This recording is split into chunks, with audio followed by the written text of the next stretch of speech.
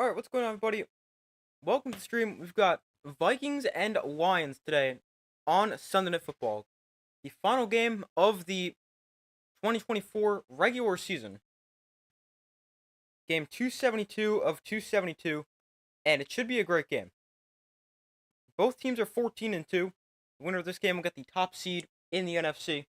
The loser of this game will get the 5 seed and begin the playoffs on the road. So, pretty high stakes. Should be a great game. But welcome to the stream, everybody. We've got the Vikings and Lions today on Sunday Night Football. I got the Lions 30-27, but this is definitely a game that should be very good. Could go either way. It was very tight the first time these two teams met. Should be the case once again. You got the Lions? Yes, same here.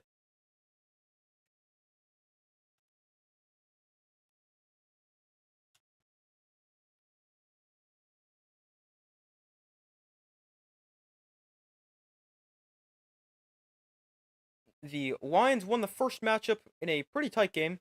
That game in Minnesota. Lions won that one 31-29. Field goal late. But I think this should be another great game. Two of the best teams in the NFL. The winner will get a bye and have home field advantage throughout the entire playoffs. The loser will play the Packers. No, sorry. The loser will play the Rams.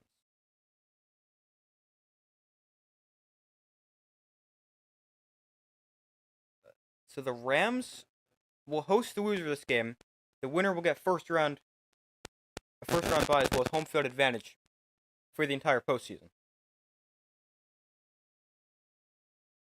But the Lions looking to get the top seed. They were moved the 2 seed last year. No, they may have been a 3 seed. Yeah, they were the 3 seed last year. The Vikings missed the playoffs.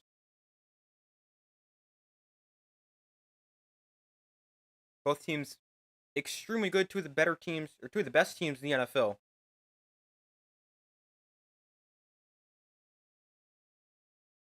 Both teams playing extremely well. There are 4 teams with more than 14 wins. Both teams tonight included the Chiefs, top team in the NFL at 15-2. Although one of those teams will match them, either the Lions or Vikings. And in the case they would tie, the Lions would get the top spot in the NFC. They have the head-to-head over the Vikings after they beat them in Minnesota earlier in the year. So the Lions will win the division, get the top seed with a win or a tie. And the Vikings will get the top seed with a win. Both teams playing extremely well. Vikings, they've been really good all year. They had 2 games in a row where they lost to the Lions and then the Rams, but they have now won 2, 3, 4, 5, 6, 7, 8, 9 games in a row. The Lions, their most recent loss is a little bit more recently, as they lost to the Bills a few weeks ago. This is the 17,098th game in NFL history. For the first time ever, there's... I'm not exactly sure what that said. It said both teams are 14-2. I don't know. The winner of this game gets a bye. The loser will head to LA next week, and they'll face the Rams. That could be interesting if the Lions end up losing this game. Another playoff matchup against the Rams. They started the season against the Rams. They beat the Rams in the postseason last year. That could be interesting. But the Lions going to get the ball first. Will Reichard has it teed up. And the Lions will get the ball here to start this game. A huge game for both sides. Winner gets the number 1 seed, tied for the best record in the NFL. But Will Reichard kicks off and this kick will go sailing into the end zone for a touchback. So Jared Goff and the Lions offense, the highest scoring offense in the NFL. They take the field. They're averaging 33.3 points per game, best in the NFL. And I actually looked when I was making my videos the other day. That would be best in the NFL since the Chiefs averaged 35 a game in 2018. That would be the best scoring average in 6 years. So 1st and 10 here from the 30. Goff under center. Jahmyr Gibbs is the back. St. Brown comes in motion. And Goff hands off. Gibbs straight up the middle, and not much. Jahmyr Gibbs wrapped up after a gain of 2. Jared Goff, he is top 5 in the NFL in all major categories. 2nd in yards with 4,398. 4th in touchdowns with 36. 3rd in completion percentage at 72. And also 2nd in passer rating at 113.6. But a 2nd and 8 here for the Lions after the first down run gains 2. Empty backfield for Goff. He'll throw it to the outside, quickly caught by Jameson Williams. And another gain of about 2 to 3 yards. Not much for Jameson Williams, and a quick 3rd down here for the Lions.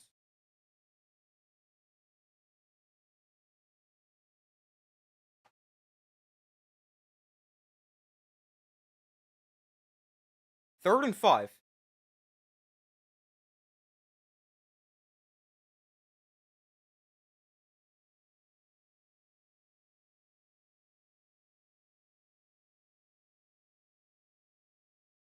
So Goff in shotgun.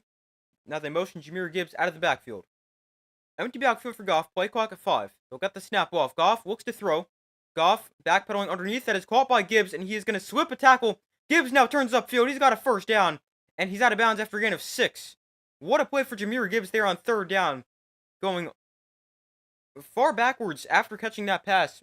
All the way behind the line of scrimmage before he's able to slip the tackle and turn upfield for a 1st down.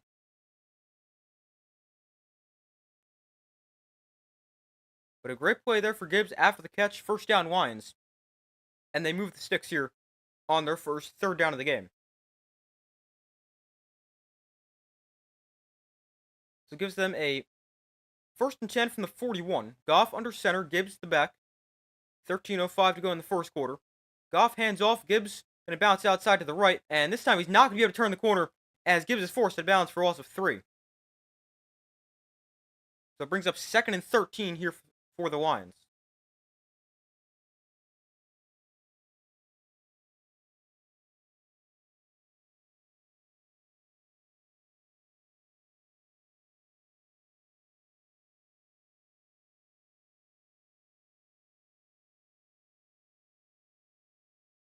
So it is 2nd and long.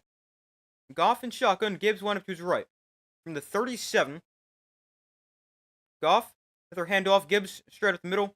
And he'll gain about 4, fall forward for a 5th yard. It's like a championship game, a lot on the line. Yeah, there sure is. I mean, technically there is a title on the line, the NFC North title, but yeah, huge game. It's like a playoff start early for these teams.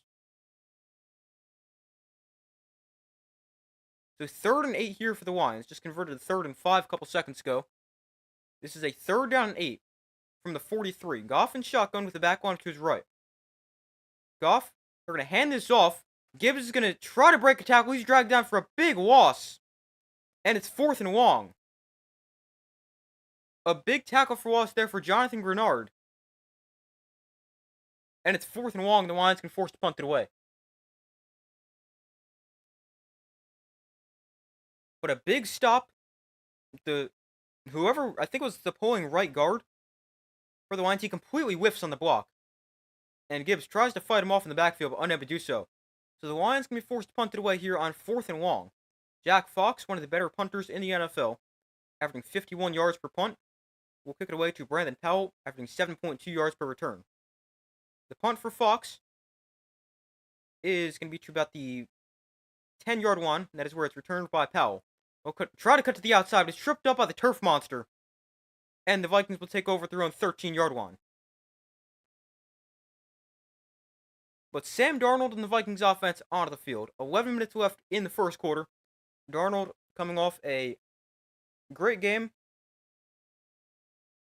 against the Packers where he threw for a career-high 377 yards. And Darnold having a great year for the Vikings. 4,153 yards,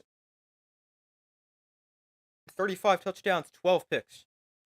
And last week, 377 yards and 3 touchdowns.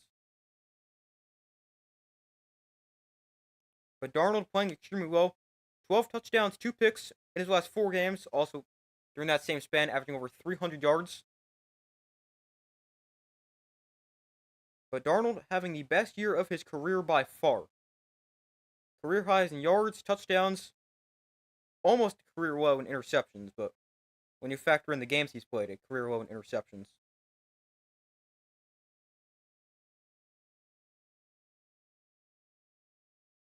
His passer rating as well. Best completion percentage, really, everywhere you look for Sam Darnold, a career best year.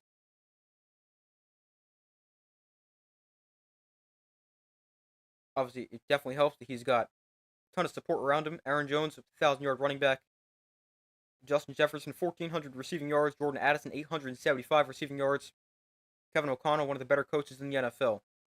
Obviously, helps he's got a lot of support around him, but Sam Darnold having a really good year with the Vikings.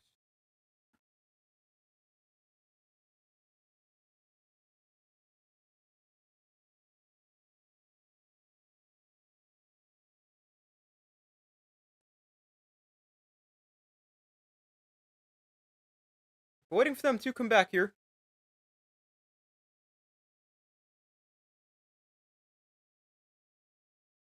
Well, how am I several plays behind? I just pulled up the stats, and for some reason I'm like 2 plays behind. Hold on, let me fix that real quick. I didn't even switch the tab. That's very strange. I must have been behind the entire time.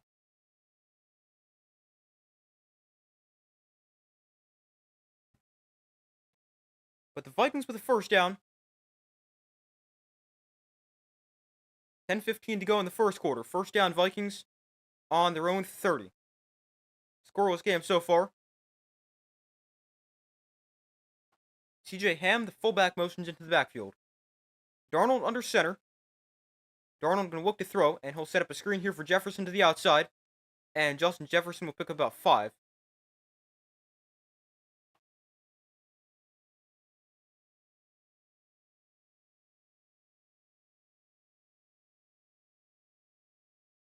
So far, results in the poll, everyone has said the Lions. Be sure to vote if you guys have not already done so. I've got the Lions by a score of 30 to 27. Darnold under center here on second and 4 after a 6-yard pickup on the screen. From the 36, handoff to Aaron Jones right side. Jones with space, and he's going to get taken down after a gain of about 3. Had space, but that closed very quickly.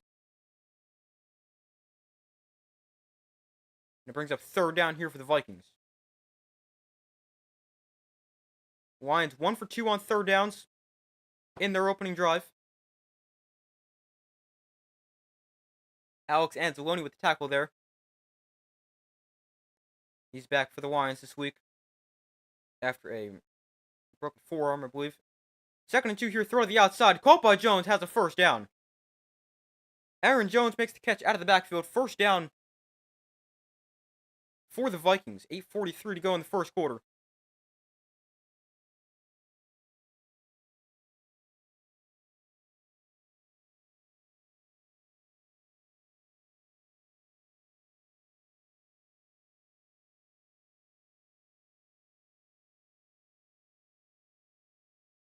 But a first down Vikings after the third down conversion to Aaron Jones. Both teams convert their first third down of the day, although the Lions did not convert their second. Toss. Jones here is going to cut up the middle, slip a tackle. Aaron Jones with blockers downfield, and he'll gain about another 5 to 6 yards. 8:05 to go in the first quarter.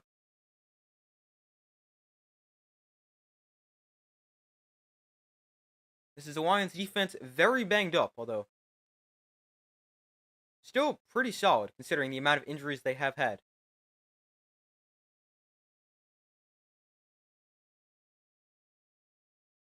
Darnold under center here.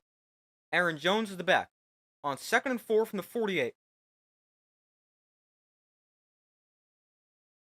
And it looks like we got early movement. Yeah, lots of flags come in. We got a false start against the Vikings.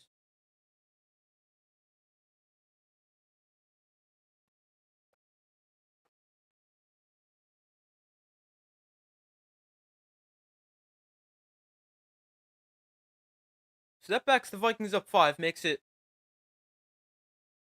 um makes it 2nd and 9 after the penalty.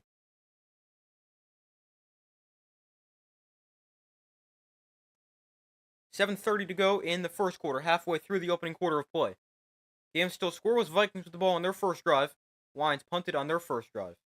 2nd and 9 from the 43. Darnold in shotgun, back on to his right. Darnold looks to throw, has time, plenty of time. Now time runs out, over the middle, incomplete. Darnold with a lot of time to throw there. Eventually time ran out. And kind of had to force his throw over the middle. Ends up wide and incomplete. 3rd and 9 here. Opportunity for the Lions defense to get off the field.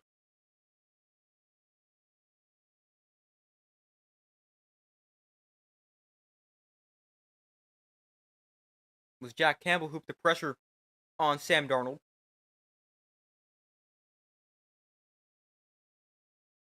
3rd and 9 here for the Vikings. 7:16 to go in the opening quarter.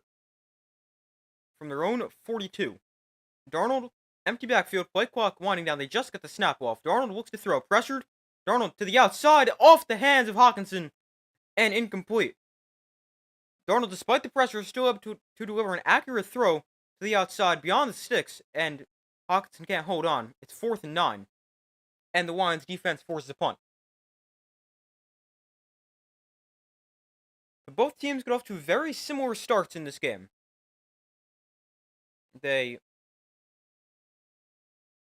move the ball a little bit. They go 1 for 2 on 3rd down.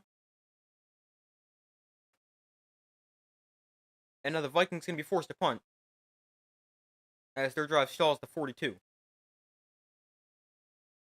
The punt is away. Khalif Raymond will field this at the 9. Raymond has blockers on the return, cuts up the middle of the field. Raymond across the 20 and taken down at the 22. So that is where the Lions will take over. 7:01 to go in the first quarter.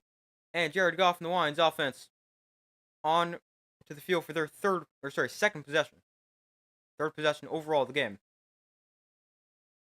Both teams punt on their first drives.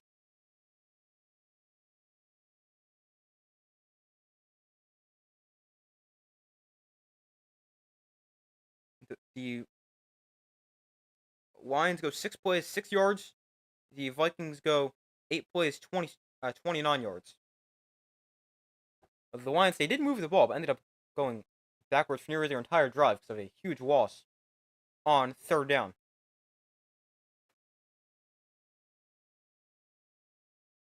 But the Lions get the ball on their own 22 for their second possession. Obviously, both teams very good on both sides of the ball. Lions a little bit better offensively, Vikings better defensively. Although neither team, I find this, I'm not falling for that. But both teams, I found it surprising. Both teams aren't very good against the pass. The Vikings, the 5th worst pass defense, allowing 243 passing yards per game. Lions, the 2nd worst pass defense, allowing 250 yards per game.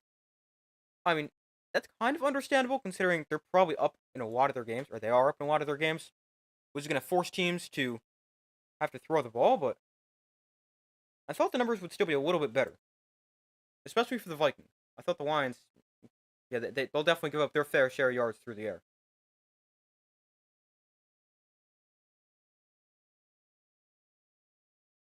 We've got 7:01 to go in the first quarter. Lions with the ball on their own 22-yard line for their second possession. Game still scoreless. Top seed in the NFC on the line. Oh, we got the wild card schedule announced. Okay, so we got the Chargers and Texans Saturday at 4:30. The Steelers and Ravens Saturday at 8. Then Sunday, it's the Broncos and Bills at 1. The Packers and Eagles at 4:30. And the Commanders and Buccaneers Sunday night. And then Monday night is the loser of this game against the Rams. Okay, I will be streaming every playoff game, just so you guys know. Also, it says 7:30 for Sunday night. I don't remember being 7:30. But, yeah, I will be streaming every playoff game. So, definitely looking forward to that. First and 10 here for the Lions on their own 22.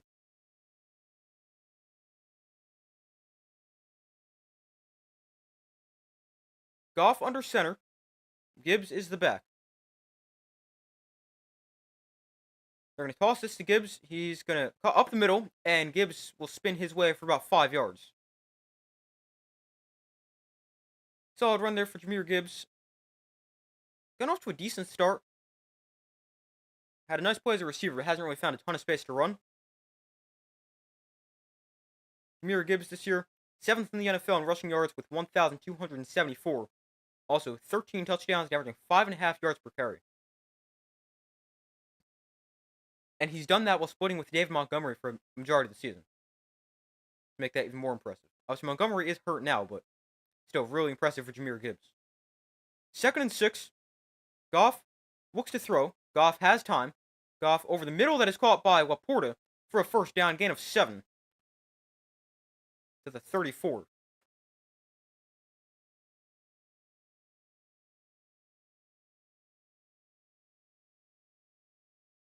David Montgomery, on the year, he's also run for 775 yards and 12 touchdowns. He's out with a knee injury, though. First and 10 here for the Lions. They're going to shift their formation.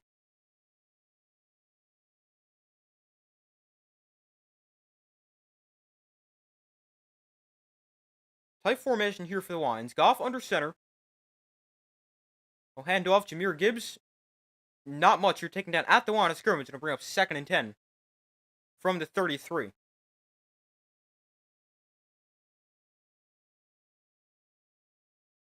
Not really a ton of space to run for Jahmyr Gibbs so far.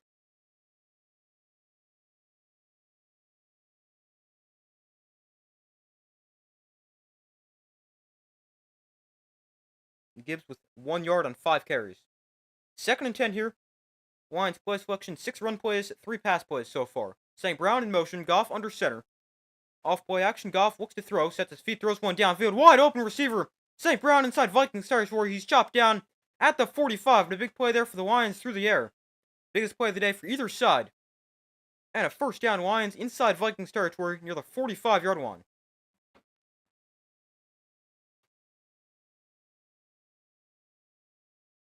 Nice chunk play there. St. Brown wide open. Gets the ball to the Viking 44. Goff looks to throw here. Again, has time.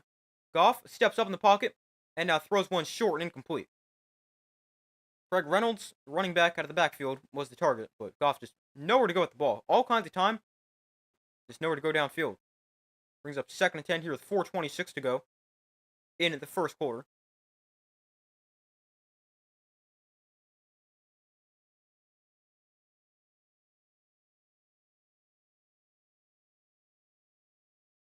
So it's 2nd and 10.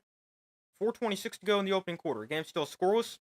Lions with the ball on the Vikings 44-yard line. Goff in shotgun. Reynolds is the back line to his right. Goff looks to throw. Vikings bring 5. Goff underneath, caught by Laporta, and gain of about 7. Bring up 3rd and short. Knowing Dan Campbell could very well be 4-down territory here for the Vikings. Sorry, for the Lions.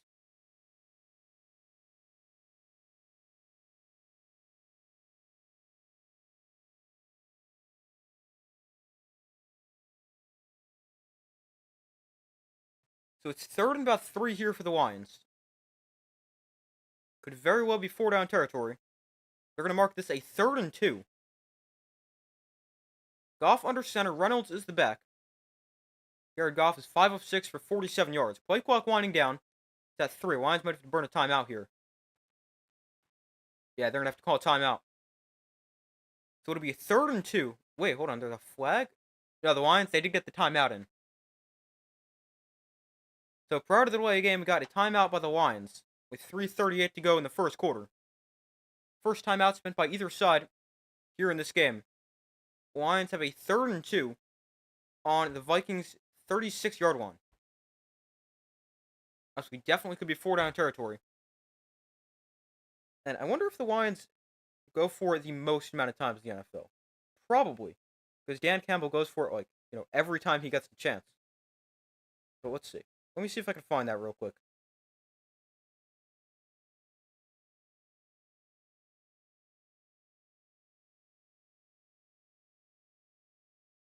Let's see. Well, I'm going to have to do it on my computer because I can't check it with my phone. So I'll check in a second. 3rd and 2 here for the Lions. 3:41 to go in the first quarter. Goff under center. Reynolds is the back. First down at the Vikings 34. Laporta comes in motion. They're going to hand it off. Reynolds is going to bounce to the outside. Craig Reynolds turns the corner, has a first down. Gains 3. Flag is down, though. This one might come back.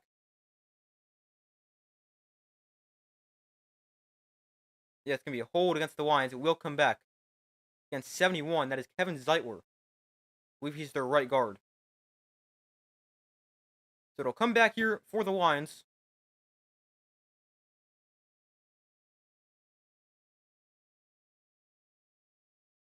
Yeah, that is a hold. Yeah, it's really what allowed Reynolds to get the first down, but he turned the corner. Good call there. 3rd and 12, so it backs him up 10. Makes his 3rd down a lot more difficult. Right now, what you could be thinking about if you're the Lions, just get into position to potentially attempt a field goal. Ball currently on the 47. Goff, empty backfield. Now they motion Gibbs back into the backfield. Play clock again winding down. It's at 3. St. Brown in motion. They'll just get the snap while Vikings bring pressure. Goff slides to his left, throws underneath that is caught by Patrick, and he's taken down at the 39. So a nice play there for the Lions on 3rd down, but they're still well short of a potential first down, and an early decision here for Dan Campbell.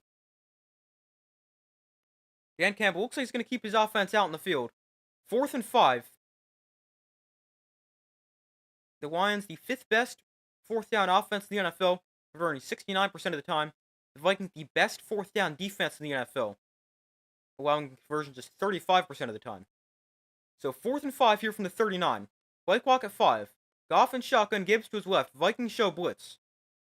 Vikings come after him. Goff with a free rusher off the edge. Gets rid of it over the middle for a first down. Jamison Williams makes the catch. And Williams out of bounds at the Vikings 25-yard line. Dan Campbell, an aggressive call. With 2:15 to go in the first quarter, it pays off as the Vikings convert on 4th and 5. And they move the sticks.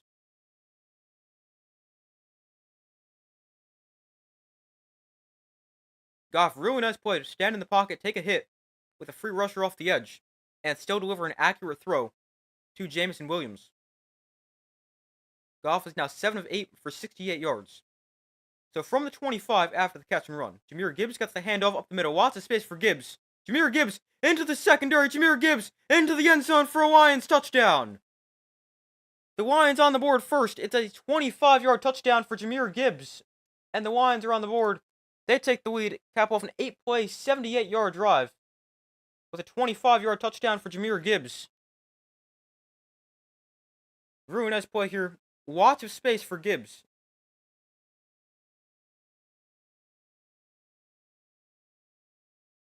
Cuts up the middle, then cuts to the left side. And ends up in the end zone easily. Touchdown Lions, 25 yards for Jahmyr Gibbs. And here's Jake Bates for the extra point. Put the Lions up by 7. And the kick for Bates, up and good. 7-0 Lions lead.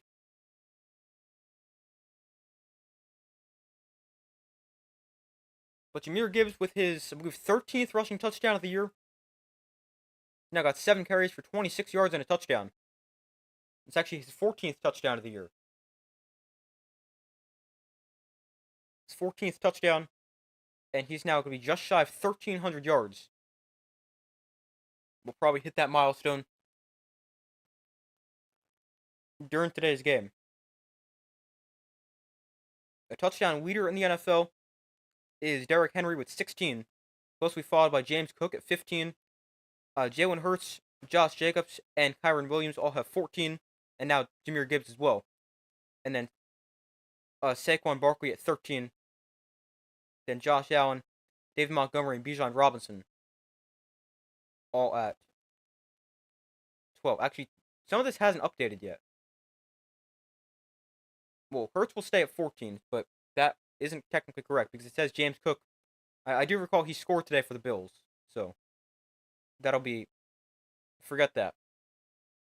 So instead, it's going to be Derrick Henry at 16, tied with James Cook at 16. Then Hurts, Jacobs, and Kyron Williams, and Jahmyr Gibbs at 14. But now that we got a chance, they're at commercial. Let me check this fourth down stats I was going to check before. The Lions, they have attempted 29 fourth downs this year. That is not most in the NFL. That is sixth most. The Browns have attempted the most at 44, then the Bears, Giants, Falcons, and Panthers. I mean, it makes sense there's a lot of bad teams right in there because obviously if you're going to be down in a lot of games, you're going to have to go for it. But the Lions, the fifth best team on fourth down. The best is the Commanders, converting 87%. Then the Chiefs at 73%, Bills at 72%, Eagles at 70%, and then the Lions at 69%.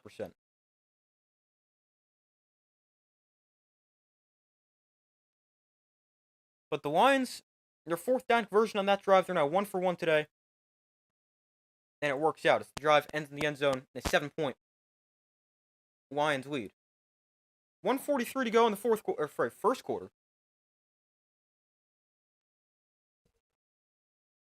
So far, results in the poll: 60% of you guys said the Vikings will win. 40% have said the Lions. Be sure to vote if you guys have not already done so. So, minute 43 to go in the first quarter. Jake Bates on to kick this away. Both teams punt in their first drive. Lions score a touchdown in their second drive, and let's see what the Vikings can do here on their second. This kick will bounce into the end zone, and that's going to be a touchback, forcing the ball to come out to the 20-yard line. Because it bounced in the end zone, the Vikings will take over at the 20 as opposed to the 30.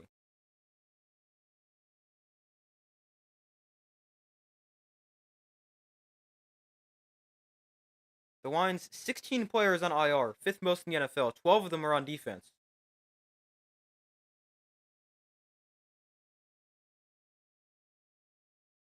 The Lions, their first 11 games, their defense will have 7 passing touchdowns and had 14 picks. Since then, they've allowed 11 touchdowns and 2 picks. Both of them actually came last week. So 1st and 10 here for the Vikings at their own 20. Darnold off play action. Looks to throw. Darnold is pressured. And Darnold is going to... Oh, he's taken down for a sack.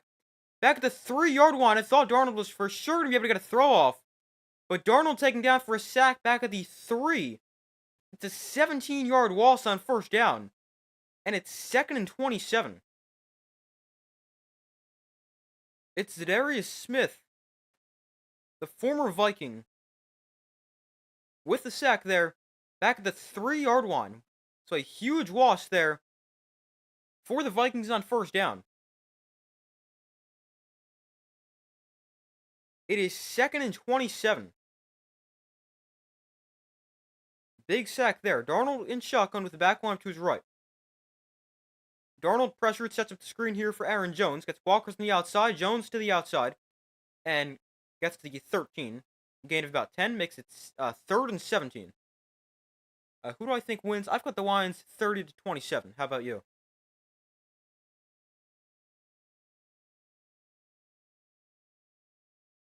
So it's 3rd and 18 here for the Vikings.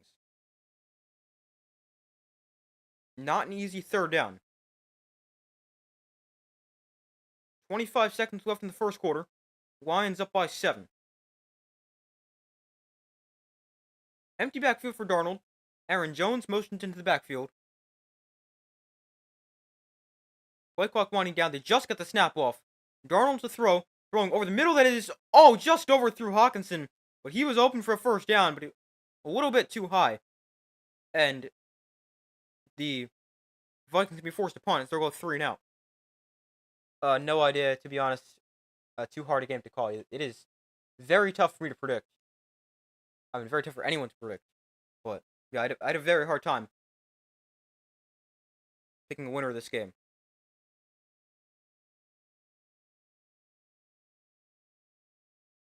So the Vikings, they will punt this away. It's a good punt. Drives Raymond back to the 31, but he's got space on the return. Raymond going to try to turn the corner, unable to do so, and taking down at the 30. And that is also going to bring us to the end of the first quarter. But a great punt there for the Vikings. From punting in their own end zone. Oh, I just realized never changed. Did I change the ball marker already? Hold on. I changed the ball marker and didn't realize it, didn't I? Yeah, I did. Jeez. But, okay. But end of the first quarter. The Lions up 7-0 and getting the ball back. Gotten off to a very good start. Especially defensively.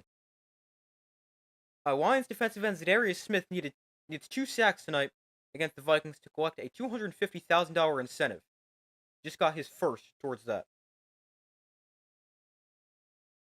Oh, that reminds me. Something I saw today. I was a lot of incentive stuff like that today, but something I saw, not necessarily an incentive like that, but the Buccaneers, they ran a play, already having won the game. All they had to do was take a couple of kneel downs, maybe even one.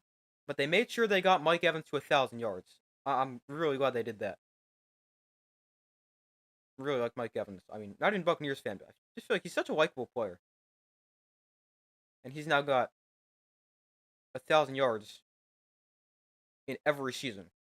As he finishes this year with 1,004 yards. The closest he ever came to getting over 1,000 was 1,001, which he did back in 2017. Mike Evans still continues to have 1,000 yards in every season of his NFL career. And he's got 12,595 yards in his career. The best year for Mike Evans came in 2018, where he had 1,500 yards.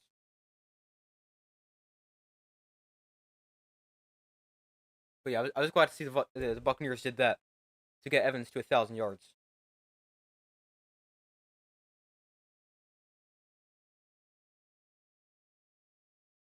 But the Lions get the ball back.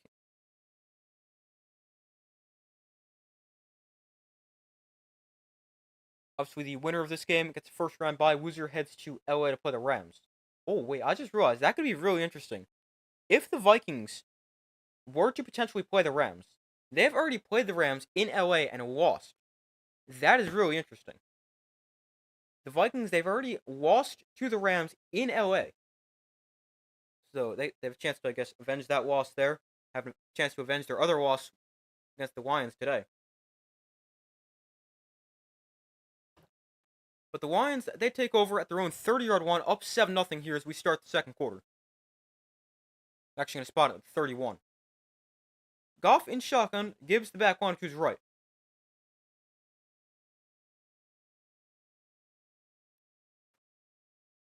Lots of early movement. Literally everyone moves except the center. Doesn't snap the ball. So it's a false start against the Lions. Backs him up 5, makes it a 1st and 15 from the 26. They're going to call on right tackle Penei Sewell, but literally everyone moved. So it's 1st and 15. Goff in shotgun, Gibbs the back line to his right. We'll hand this off. Gibbs up the middle. And Gibbs for about 3 to the 29.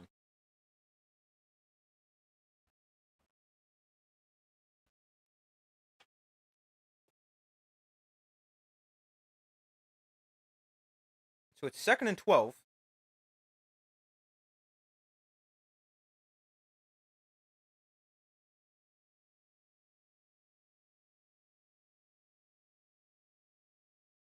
Goff in the pistol. St. Brown in motion. Goff looks to throw. We'll try to say, oh, blown up! Andrew Van Ginkel takes Jahmyr Gibbs down back at the 21-yard line. And Gibbs is still down. They try to set up a swing pass for Jahmyr Gibbs, but Van Ginkel hits him hard practically as he gets the ball. Gibbs will not get up and jog back to the sideline. Hopefully he's okay, but a big hit by Andrew Van Ginkel.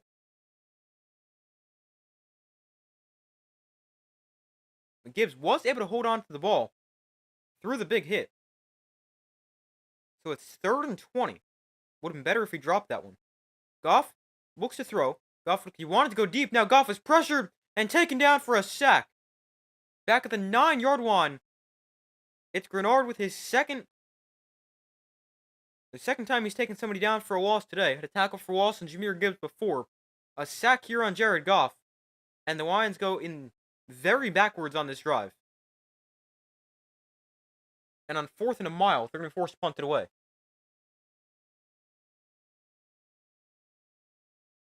So it's 4th and 31. Jack Fox will punt. And it's going to be returned from the 44. Powell cuts up the middle. And he's taken down at midfield.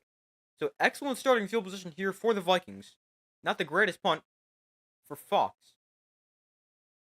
But 13-10 to go in the first half. Lions up 7. As they lead this one 7-0. And I'm pretty sure both teams forgot the objective was to go forward. As in the most recent drive for each team, the Lions go 3 plays for a loss of 21 yards, and the Vikings went 3 plays for a loss of 8 yards. But both teams go very quick and punt. The punt for the Lions, a 50-yard punt. Oh, wow, longer than I thought. But it's a 50-yard punt. Oh, sorry. A 46-yarder was returned to the 50. 46-yard punt, 6 on the return. The Vikings punt a couple minutes ago was 57 yards. But a excellent starting field position here for the Vikings, as they'll start at midfield. Best starting field position either team has had so far today. And let's see if the Vikings can capitalize off that. And potentially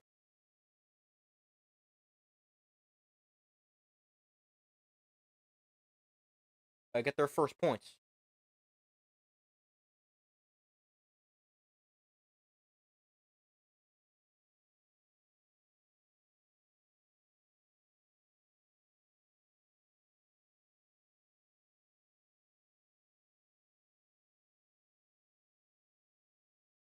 But we wait for them to come back from commercial. So far, results in the poll, 60% of you guys said the Vikings will win, 40% have said the Lions. Be sure to vote if you guys have not already done so. I've got the Lions by a score of 30-27.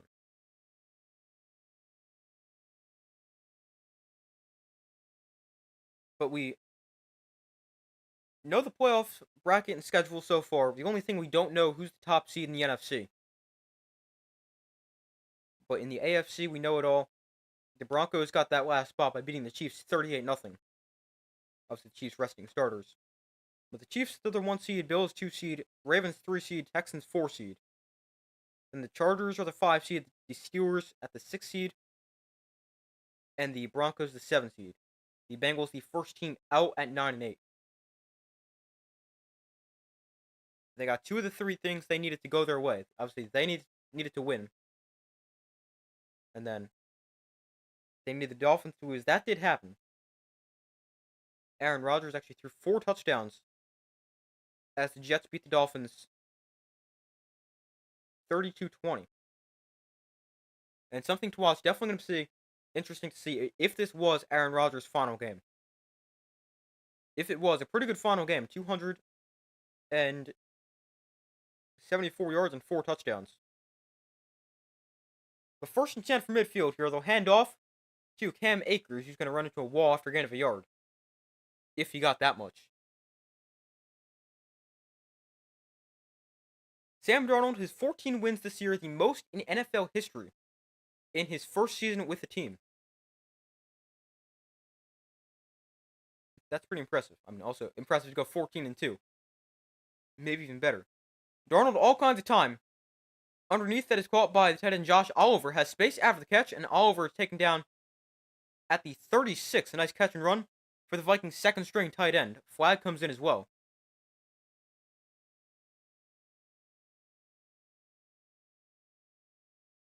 Let's see what the flag is. It's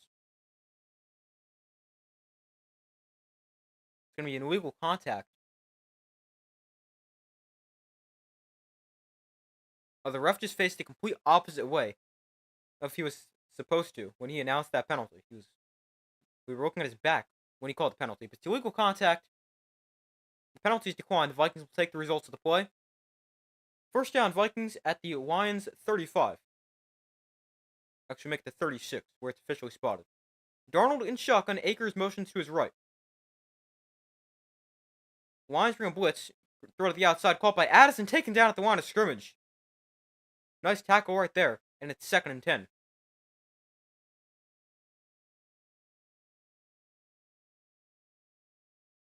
So 12 minutes to go in the first half. Vikings get to the line quickly. Darnold in shotgun with the back line to his right. Darnold looks to throw against the blitz. Has time. Darnold going to take a shot down the field towards the end zone, incomplete. Addison, the intended target. Darnold threw it a little bit behind him. And it brings up 3rd and 10. I guess Darnold saw a matchup he liked, wanted to take advantage of it. They take a shot downfield, but ends up incomplete. They go after the rookie Terry Arnold, who has not had the greatest rookie season.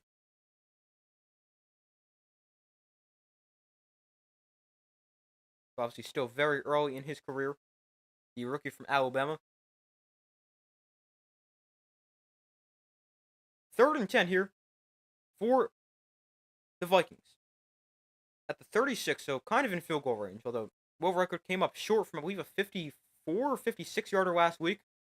Darnold looks to throw. Lions bring pressure. Downfield, caught by Jefferson. Jefferson stiff arms guy out of bounds at the 5-yard line. A big conversion there on 3rd down for the Vikings. Jefferson gains, 26? No, 31. They just got the snap off. Technically, the play clock had expired, but they just got the snap off. They completed to Jefferson, and a 1st down for the Vikings at the 5-yard line.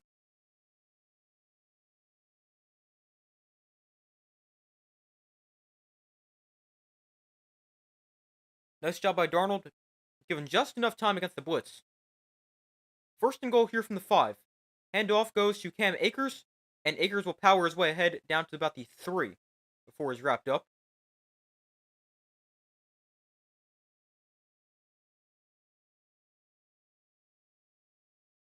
So 2nd and goal here, Vikings in a good spot to put their first points on the board, capitalize off the field position they got at midfield. 2nd and goal for the Vikings from the 3. Aaron Jones now back in at running back after seeing a lot of Cam Akers in this drive. They're going to line Jones up as a receiver.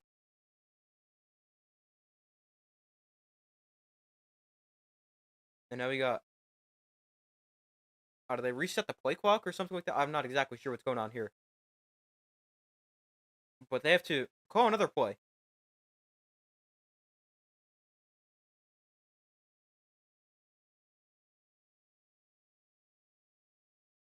So it's 2nd and goal for the Vikings. Looks like the same formation. Darnold looks to throw. Darnold has time. Pressured now. Rolls to his left. Floats one into the end zone out of play. Floated one through the end zone. And it's 3rd and goal. That play they won. Jones up as a receiver. Jefferson in the backfield. And it looked like they were trying to find him out of the backfield, but it wasn't open. That's smart play by Darnold just to throw it away. 3rd and goal from the 3. Let's see if the Lions defense can make a goal line stand or if the Vikings can tie this game. 3rd and goal, 10:19 to go in the first half. Jones to the right of Darnold, who's lined up in shotgun. Play clock at 5. We'll get the snap off. Darnold looks to throw against a 5-man rush. Throws to the end zone, overthrew everybody. Incomplete, looking for Hawkinson. But it's 4th and goal. And the Vikings going to be forced to settle for 3. No, hold on. Maybe they're going to go for this here. The Vikings can get aggressive, keep the offense out in the field. They've attempted just 10 first downs, which is fewest in the... Sorry, I completely messed it up. They've just attempted just 10 fourth downs, which is fewest in the NFL. But they're going to get aggressive here. Go for it on 4th and goal from the 3. Darnold in shotgun. Jefferson in motion. Jones to his left. Play clock at 2. Darnold going to look to throw. Has time. Darnold dancing around, throwing one to the end zone, incomplete off the hand of Jefferson, and the Lions defense with the goal line stop. So the Lions defense holds him out of the end zone. The Vikings turn it over on downs inside the 5-yard line. And the Lions will stay up by 7. He wanted Jefferson, threw it a little bit too high, although Jefferson did have a step on the defender. Lions defense stepping up. Yeah, defense comes up with a big stop here. And it's going to stay 7-0. Also, you're depressed today. Why, the Packers?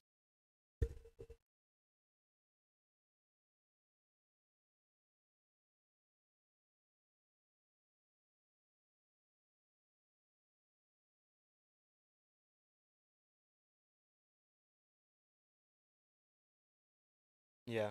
Yeah, I was really surprised to see that. And now, I mean, now that it puts the Packers in a tough spot because they now have to go on the road to the Eagles. And I don't Jordan Love with his injury, I don't know what's going on there. Christian Watson got hurt as well too.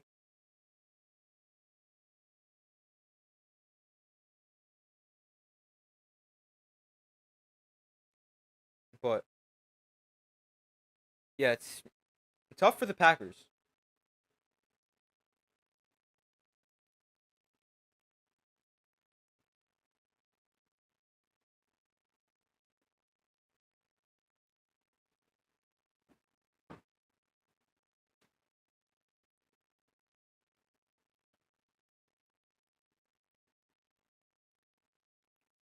But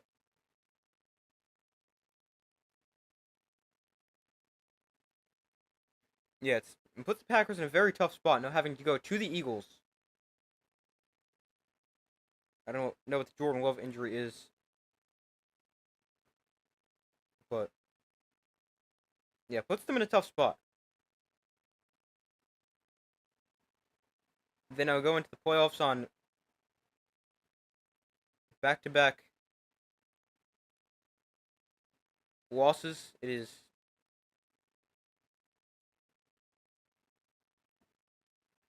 definitely tough.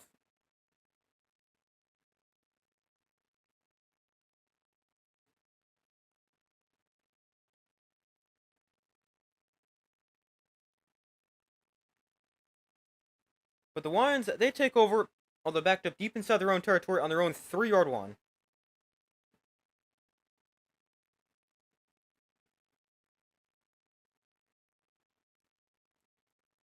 Goff under center, Gibbs is the back. From the 3, Goff hands off Gibbs left side. And Jahmyr Gibbs going to bounce outside, and he's forced to bounds after a gain of about 5.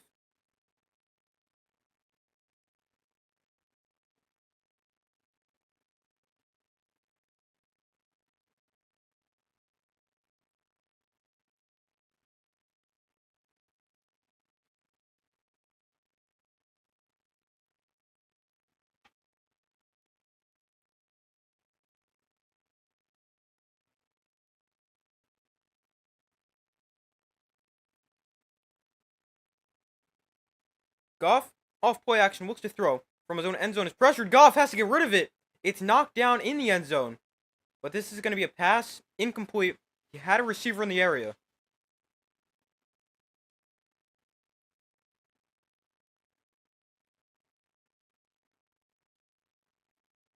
This should be incomplete. Officials are discussing something in the end zone. But this is going to be incomplete. And it'll be 3rd and 5.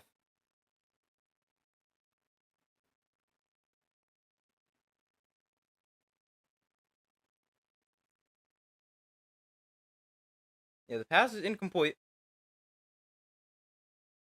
He did have a receiver in the area. Goff just had to get rid of it.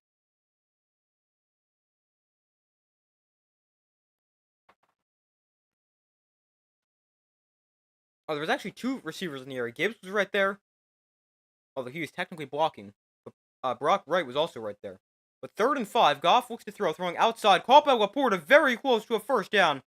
Going to depend on the spot. It's going to come in just past the marker for a first down. So the Lions, they move the 6 on 3rd down.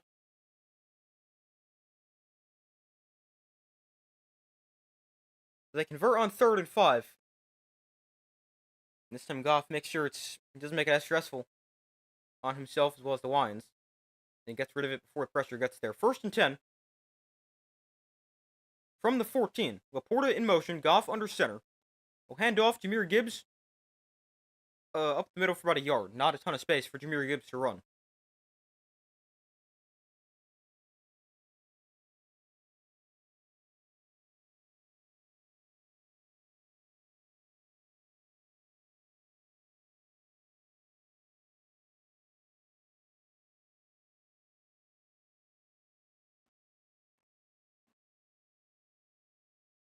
They keep showing the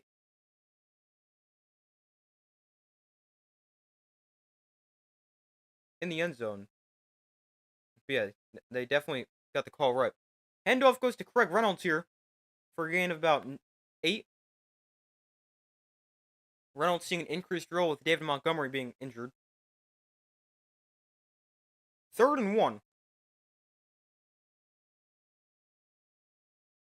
Here for the Lions. 8 minutes to go in the first half. Lions up 7-0. So it'll be a 3rd and 1.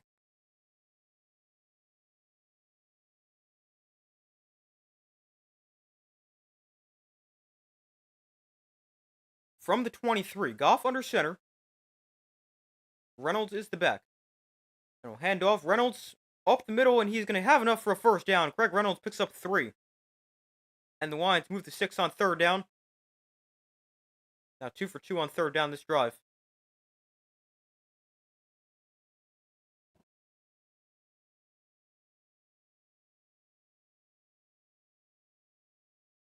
Really lucky you didn't call that Denver game. It was a real blowout. Yeah, I did watch the game though, but I didn't stream it. Yeah, that game was not very close. But I mean, that is what happens. I mean, another playoff team should easily destroy even a good team when they're playing their backups. 1st and 10 here. Goff looks to throw. Pressure. Oh, it's intercepted! It's picked off! Wow! Goff is just trying to check this down to Gibbs, who's standing like 2 feet from him, but it's knocked up in the air, and it's intercepted by the Vikings. Wow, what a play there for the Vikings defense. Goff is just trying to get rid of the ball so he doesn't take another sack. But it's knocked up in the air and intercepted. Wow, what a play. And the Vikings, they now take over with excellent field position inside the 10-yard line. What a play there for the Vikings defense. It's the first turnover of the game. It's knocked up in the air by Metellus. It's picked off by Pace. And a 1st and goal Vikings on the 7-yard line. Empty backfield for Darnold. 6:55 to go in the first half. Darnold looks to throw. Has time. Darnold throwing to the end zone. Knocked down. Incomplete. Looking for Jefferson in the end zone.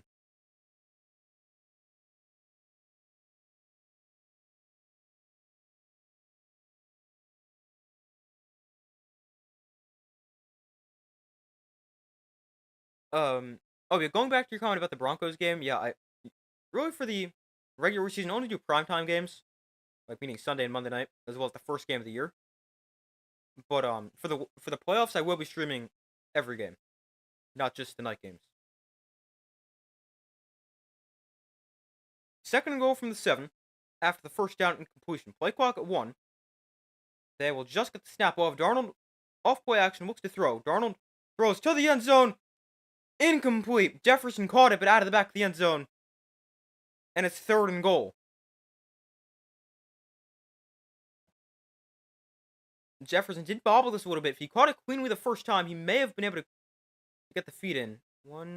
Yeah, I think he would have been able to. I mean, technically the foot came down out of bounds, but he knew he didn't catch it, so didn't have to really worry about that. But back-to-back incompletions, both times looking for Justin Jefferson. 3rd and goal here for the Vikings. Jefferson 2nd in the NFL with 1,516 yards. on 102 catches, also 10 touchdowns. But 3rd and goal from the 7. Darnold in shotgun. Lions bring a blitz. Darnold going to take a shot at the end zone. Oh, he overthrew him. Jefferson was wide open, and he overthrew him. It's 4th and goal. Wow. A potential big miss for the Vikings. Jefferson had his corner on the ground. Actually, I thought he was on the ground. He wasn't, but he was wide open. And Darnold just overthrew him.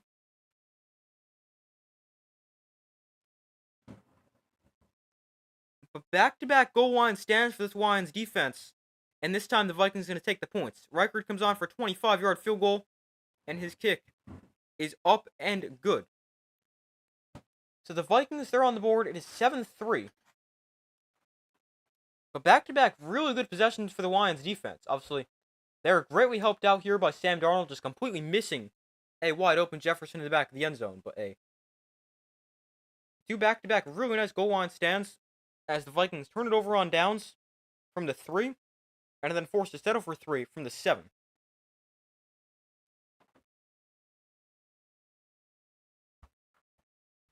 That's what I figured come playoffs, every game gets called. Now you know for the future. Yeah. In the past years, I haven't for the playoffs. But, yeah, I decided I'm going to, this year, and probably moving forward, stream every playoff game.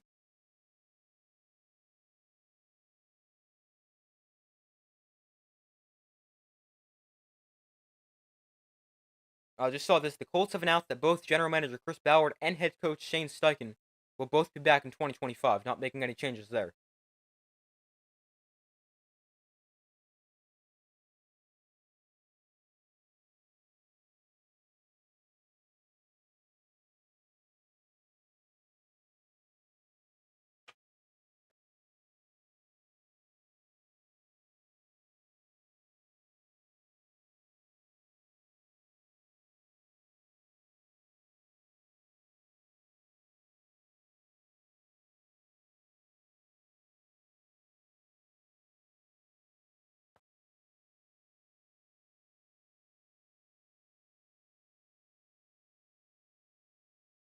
But waiting for them to come back from commercial here. Lions up 7-3. The Vikings do get on the board. Those are 2 really good possessions for the Lions defense.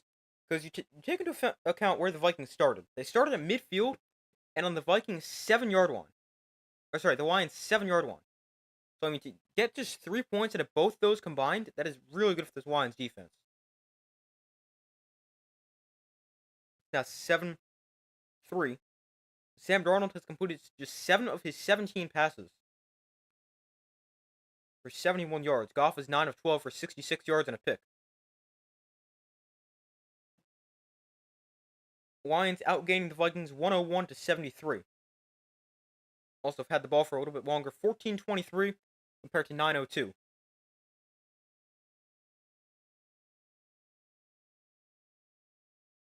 But waiting for them to come back from commercial. The Lions going to get the ball back. Still have the lead, though. It is now only 4 as opposed to 7 after a field goal for the Vikings.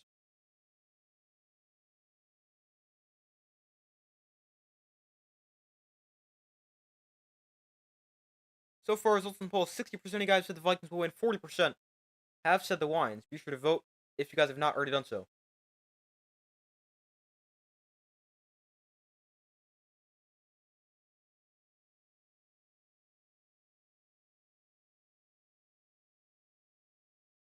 Just remember, winner gets the top spot in the NFC. Loser will head to LA next week to play the Rams. Both teams have already played the Rams this year. Lions won back in week 1. Vikings lost sometime in the middle of the year. Week 9, 10, somewhere around there.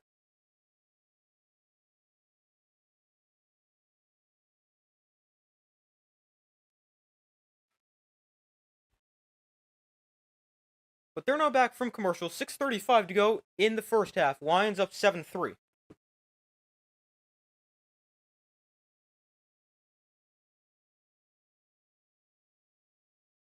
Reichert kicks off. This one's headed towards the sideline, and it will bounce through the end zone. Now, I couldn't tell if this landed in the end zone or in the field of play. Makes a difference here, 20 or 30. The Lions, they come into the week averaging 33.3 points per game, which leads the NFL. First time leading the NFL in, I don't remember that year. The Lions tied for most in NFL history with 40-point games at 6. And they have a plus 200 point differential this year, which is best in team history. But the ball did bounce in the end zone, so the ball came out to the 30. Goff off play action, looks to throw. Underneath, he will find Tim Patrick, who stumbles and is taken down for a gain of 8. Turf Monster makes the tackle.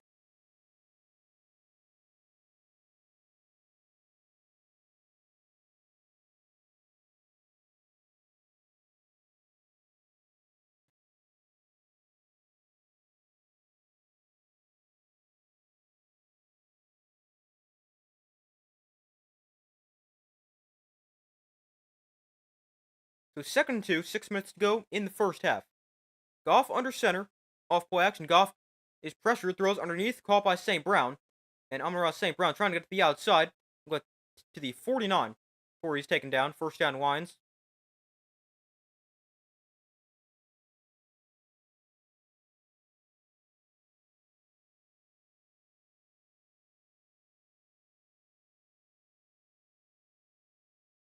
So 1st and 10 from their own 49. Goff in shotgun with the back line to his left. Goff hands off up the middle. There's Jahmyr Gibbs. And Gibbs gains about 4 as he falls forward to the Vikings 47. Gibbs hasn't found a ton of space to run so far today, outside of that 125-yard touchdown. Otherwise, the Vikings have done a very good job containing him. 2nd and 7. 5 minutes left in the first half. They actually only gave Gibbs 3 there on first down to the 48. So it's 2nd and 7. Goff under center. They'll keep it on the ground. Gibbs left side, tripped up after a gain of 4. Pace, who had the interception before with the tackle there.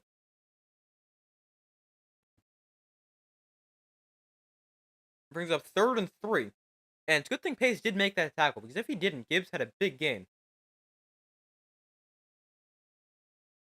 So it's 3rd and 3.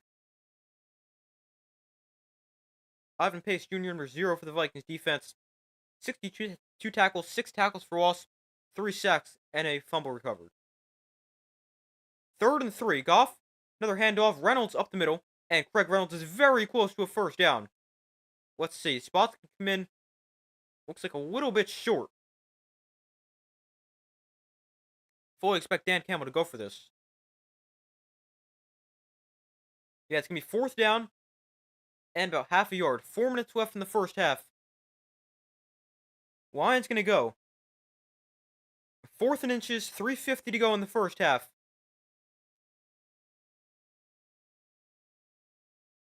I mean, this is one of these decisions for Dan Campbell where, I mean, it's not even, you don't have to think about this. I'm going for this 100 times out of 100.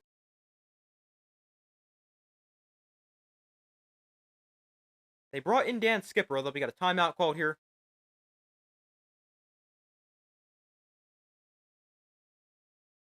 Actually, not a timeout, but a challenge flag thrown by Dan Campbell. So the Lions, they will challenge the ruling on the field that Reynolds was short. Wow, he actually might have it. He's very close. That is really close, but Dan Campbell throws the challenge flag. Will there be enough to overturn it? Maybe. I mean, that is very close. I can definitely see them giving him a first down.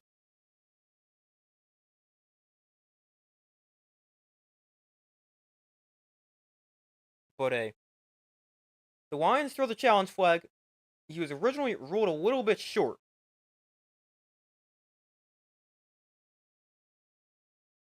But I was left to see what they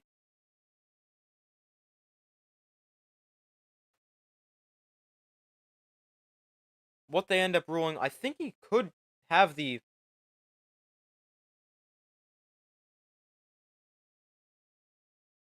have the first down. His knee doesn't go down right away, so I definitely think there's a chance. But obviously, we'll have to see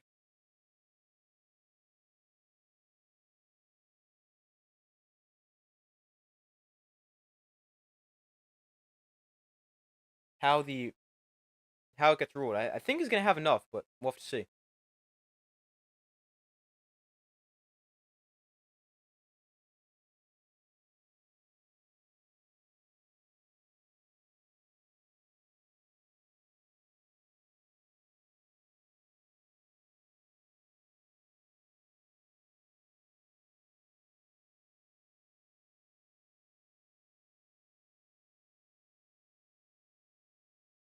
Dolphins owner Stephen Ross has announced that head coach Mike McDaniel and general manager Chris Greer will return for 2025.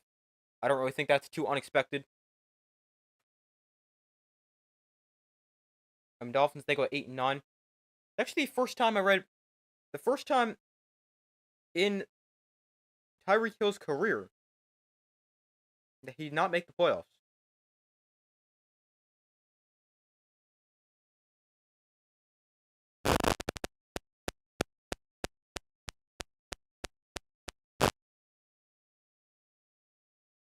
But he was ruled short here. 4th and inches, the play stands. Reynolds is just short of a first down. He's in the backfield here. Goff, off play action, going to look to throw here on 4th and short. Throws one downfield, way short. Was this deflected at the line? It had to be, because this came up a good 7 yards short of Jameson Williams. He was open. But the Lions, they failed to convert on 4th down. And the Vikings can get the ball 3:37 to go in the first half. I mean, I didn't see this get deflected, but this has to be tipped. There's no way Goff just leaves this nearly 10 yards short.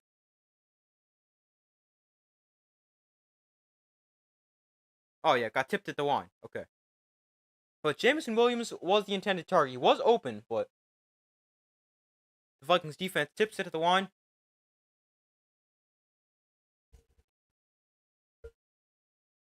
So 1st and 10 for the Vikings. 3:37 to go in the first half. They get good starting field position on the 41. Darnold under center, handing off to Aaron Jones, and Jones will cut up the middle and gain about 3 to the 44. Also, speaking of what I was saying about um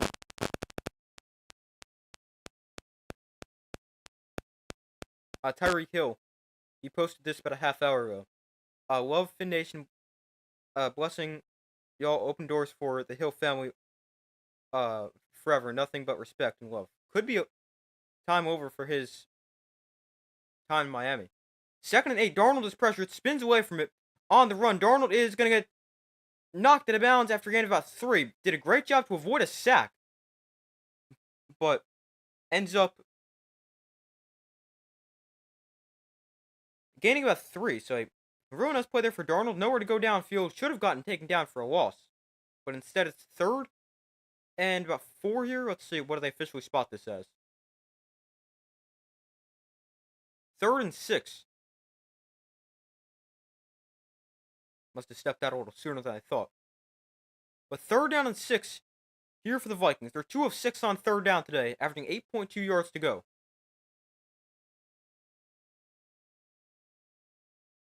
Darnold in shotgun with the back line to his left. 2:15 to go in the first half. Darnold looks to throw, has time.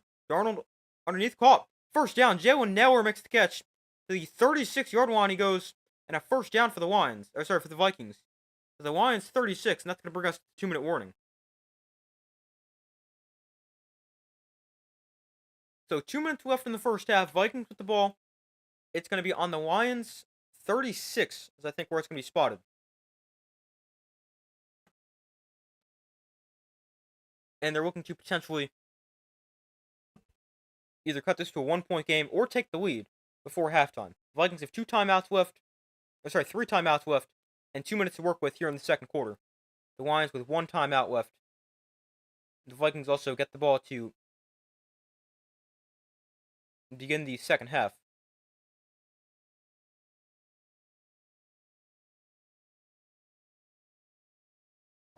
Obviously, winner gets a bye. Loser heads to LA to play the Rams. But the Vikings with the ball, 2 minutes left, and they get the ball to start the second half. So pretty good spot.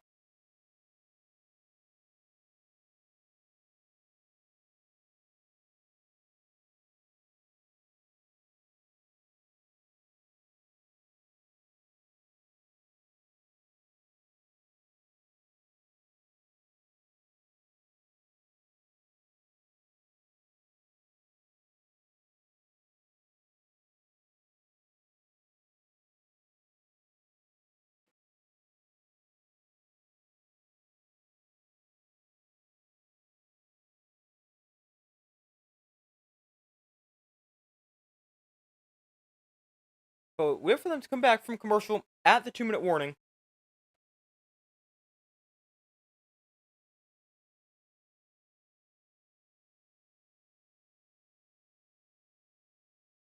A lower scoring game so far. Both defenses playing well.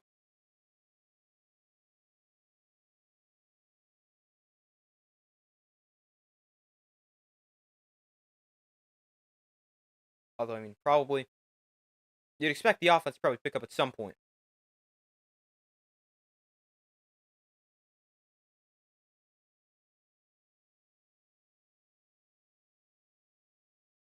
But still waiting for them to come back from commercial. 2 minutes left in the first half.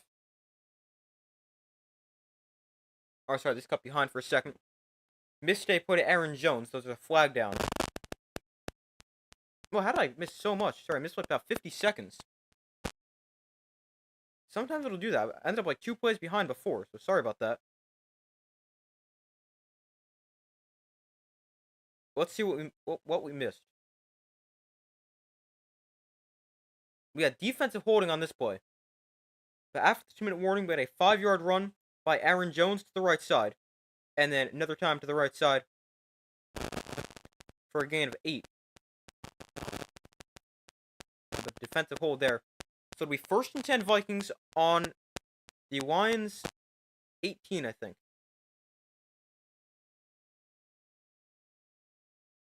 But sorry, I missed that play. Actually, 2 of them. The Vikings offense, they score a touchdown in 60% of their red zone trips. That is 10th in the NFL. Although tonight, 0 touchdowns, 2 red zone trips. Turnover on downs, and a field goal. 1st and 10 from the 18. 1:16 to go in the first half. Darnold in shotgun.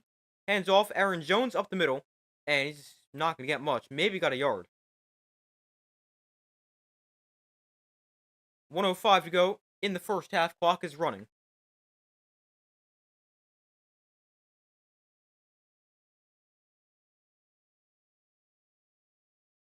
Clock continues to run now. 53 seconds in the first half. Darnold in shotgun with the back line to his right. Darnold looks to throw. Has time underneath. He will find Jones. And Aaron Jones taken down after a gain of 3. The clock will continue to run. 39 seconds left. The Vikings have all 3 timeouts. Lions have 1. 3rd and 6 here for the Vikings. And now they call a timeout with 28 seconds left. Interesting they let so much time run off the clock, but now the Vikings call their first timeout. 28 seconds left. I wonder if they'll put time back on the clock and they just now stopped it, or if the Vikings actually waited some time to call their timeout.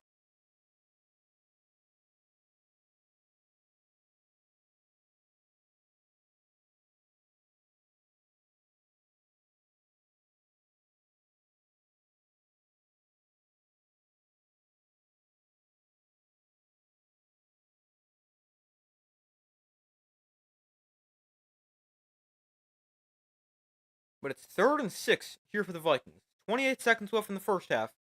So the Vikings did actually wait some time to call their timeout. The Vikings now with 2 timeouts left. Lions at 1. 3rd and 6. 28 seconds left.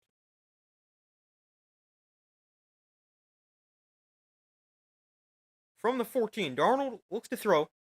Darnold pressured, floats one downfield, incomplete. Bounced in between 2 different receivers. And it's 4th and 6 here, 24 seconds left in the first half. And the Vikings going to be forced to settle for another field goal. The Lions' red zone defense looking really good today.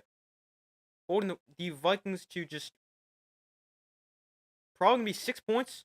Oh, Darnold got hit as he let this one go. That's why it was kind of to nobody.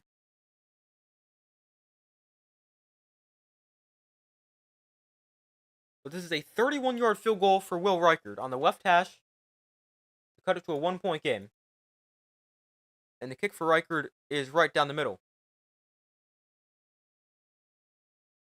So 7-6, Lions lead, 20 seconds left in the first half. But the Vikings, they can get into the red zone, but can't put the ball in the end zone. They're now 0 for 3 in red zone trips, which is 2 field goals to show for it. 2 field goals and a turnover on downs. But that could be big for this game, because I know it's been low scoring so far, but this is the type of game where you'd expect to win not with field goals but with touchdowns. The Vikings, they seem to have that mindset the first time in their first drive, going for it on 4th down, but then settling for 2 field goals. Did I just say going for it on 1st down? I meant going for it on 4th down. I can't remember what I said now. But 7-6, the Lions lead.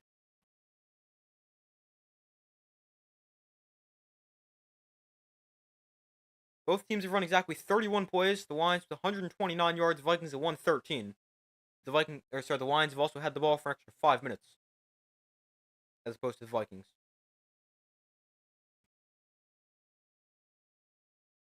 But Will Reichard has it teed up, and he will send this one away. And this one will bounce out of bounds. So it's going to be excellent field position here for the Lions. I believe they'll start at the 40. Yeah, 40-yard one. So great field position for the Lions, who now they might try to do something because they're getting great field position. These games usually end pretty close, low-scoring games. Yeah, that is true. I mean, I thought there'd be a little bit more scoring in this game, but that is true. Obviously, both teams good defensively. I just thought both offenses would play well. I mean, neither offense has really been great. Neither offense has been terrible, but just thought we'd see a little bit more scoring. But sometimes what you see in these games, they start off low scoring, then the offense picks up in the second half. Goff to throw here, throwing one down. Field that is caught inside Vikings territory. St. Brown gets out of bounds at the 41-yard line, stops the clock with 15 seconds left. And that's a big play for the Lions, puts them in position to attempt a field goal here before halftime. Still have 15 seconds and a timeout to work with. The kicker Jake Bates has a big leg, can make from 60 plus. Saw him make a 64-yard field goal in the UFL last spring. With 15 seconds left from the 41. Be a 59-yard field goal from right here. No, I didn't do that math correctly. Not even close to correctly. Throw underneath here to Khalif Raymond. They're going to take inbounds, and that's going to be the final play the Lions will run before they'll call a timeout with 2 seconds left. And they'll send on the field goal unit here. So it's going to be a long field goal here for Jake Bates, but definitely makeable. Bates, in his first NFL season, already one of the better kickers in the NFL.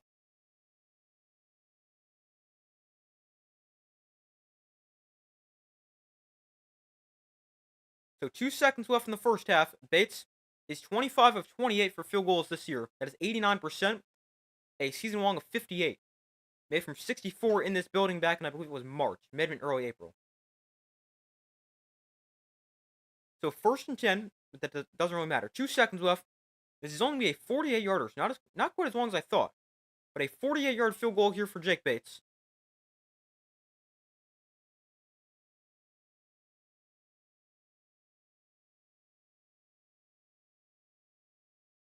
From the right hash. The Vikings do have a timeout if they want to use it. And they will. The Vikings will call their timeout right now. Oh, I just realized this still says quarter 1. Here we halftime. But sorry about that. Well, we got 2 seconds left in the second quarter. Lions up 1. Jake Bates with a 48-yard field goal to potentially put them up 4 at the half. The Vikings will get the ball to start the second half.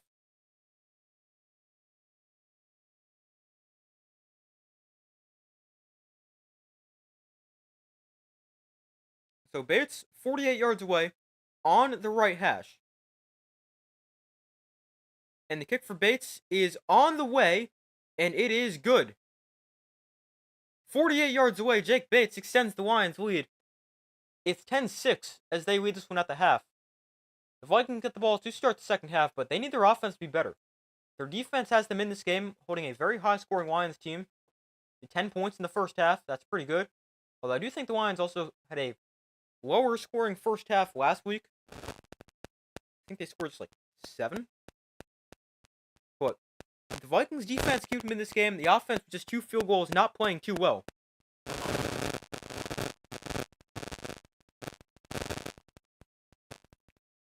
But yeah.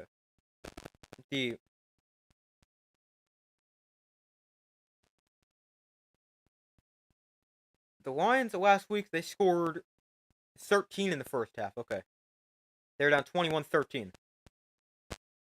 And then they scored 27 points in the second half. And won that game 40-34. But the Lions up 10-6 at the half. The Vikings get the ball to start the second half. Overall, both defenses playing well. The Lions with a couple of red zone stops, including a goal line stand twice. One time forced a turnover on downs, the other time forced a field goal. But I'm going to take a quick break. As I do halftime of every game I stream, I'll be back in a couple minutes.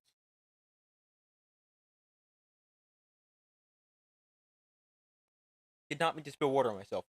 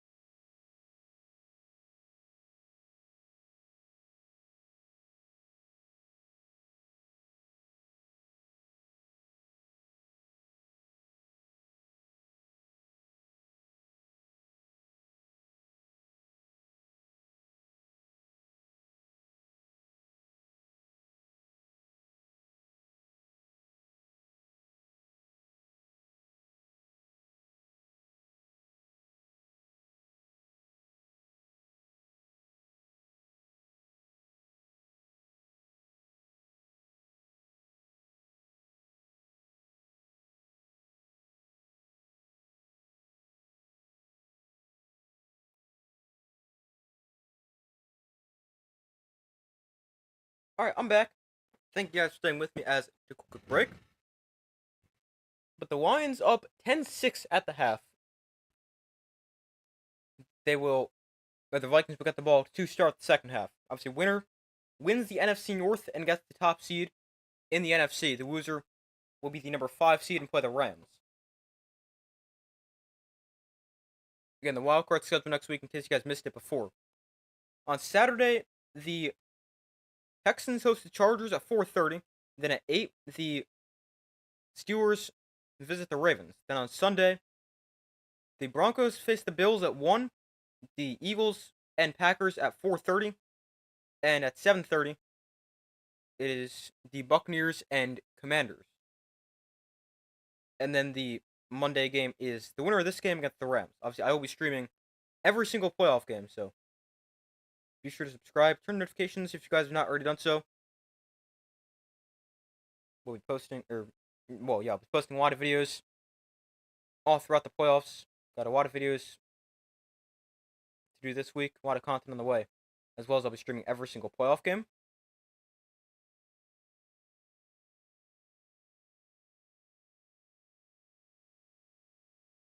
But as far as my updated score prediction goes, I originally said the Lions would win by a score of 30-27. They're up 10-6 at the half, a little bit lower scoring than I expected, but sometimes these games do start off lower scoring, and then the scoring picks up as the game progresses. But 10-6 the Lions lead. I'm going to stick with the Lions, and let's go with the Lions by a score of, we'll say, I definitely do think the scoring will increase a little bit. But I'm going to take the Lions. We'll say 24.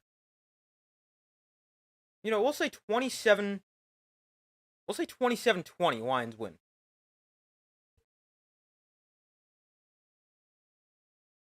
But as far as stats from the first half go, Sam Darnold, not of his best first half. He's 9 of 20 for 93 yards, no touchdowns, no picks, took 1 sack for also 17 yards, and definitely missed some throws. Missed Jefferson in the end zone multiple times. Definitely can be playing better for Sam Darnold. He came into the game playing really well, career high in passing yards last week, but completing under half his passes so far in this one. On the ground for the Vikings, Aaron Jones, 7 carries for 32 yards, Cam Akers, 2 carries for 3 yards, and Sam Darnold, 1 carry for 2 yards. Then receiving for the Vikings, Justin Jefferson, 2 catches for 37 yards, Jalen Nailor, 1 for 18, Jones, 3 for 17, Josh Oliver, 1 for 13, TJ Hawkinson, 1 for 8, although he's been targeted 4 times, and then Jordan Addison, 1 catch for 0 yards. For the Lions, Jared Goff is 13 of 17 for 115 yards, no touchdowns, and a pick. Was sacked 1 time for loss of 11. Running the ball for the Lions, Jahmyr Gibbs, 11 carries, 42 yards, and a touchdown. 25 of his 42 yards came on that 1 touchdown run. So if you take that out, really not great. But neither team running the ball too effectively, both teams averaging 3.7 yards per carry. If you take the touchdown out for Gibbs, which was 25 yards, he's got 17 yards and 11 carries, which is 1.5 per carry. And then Craig Reynolds has 13 yards on 3 carries. Then receiving for the Lions, Amon-Ra St. Brown, 3 catches for 53 yards. Samuel Porter, 3 catches for 21. Jameson Williams, 2 for 17. Tim Patrick, 2 for 15. Khalif Raymond, 1 for 11. Craig Reynolds, no catches on 2 targets. And Jahmyr Gibbs, 2 catches, but for minus 2 yards. Then as far as team stats go from the first half, first downs, that is in favor of the Lions, 10-7. The Lions are 3 of 7 on 3rd downs and 1 of 2 on 4th down. The Vikings are 3 of 8 on 3rd down and 0 for 1 on 4th down. The Lions with 159 yards to the Vikings 113. The Lions averaging 4.8 yards per play, Vikings averaging 3.6. The Lions with more passing yards at 104 to 76. Also more rushing yards at 55 to 37. Penalties, 2 penalties, 5 yards against the Vikings, 3 penalties, 20 yards against the Lions. And the reason it's 2 penalties for 5 yards against the Vikings is because they don't count the one where it's a kickoff out of bounds. So technically they have 1 penalty for 5 yards, which I believe was a false start.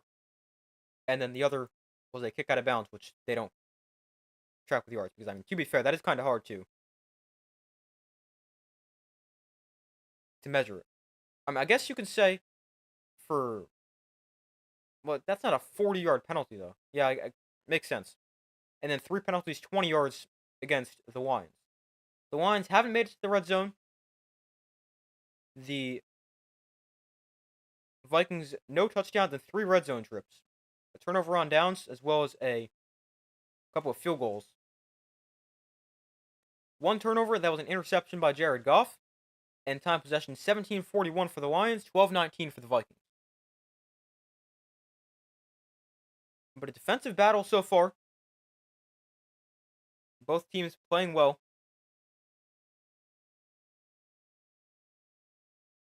Offenses can be a little bit better. Let me see if I can find each team's red zone stats, specifically the Vikings, because well, actually, I think it said they have the 10th best red zone offense in the NFL, but they're over 3 in the red zone today.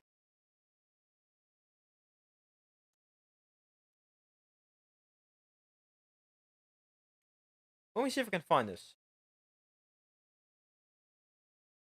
All right, here we go. Red zone offense, the number 1 scoring offense, red zone wise, in the NFL, is the Ravens, who score a touchdown 74.2% of the time.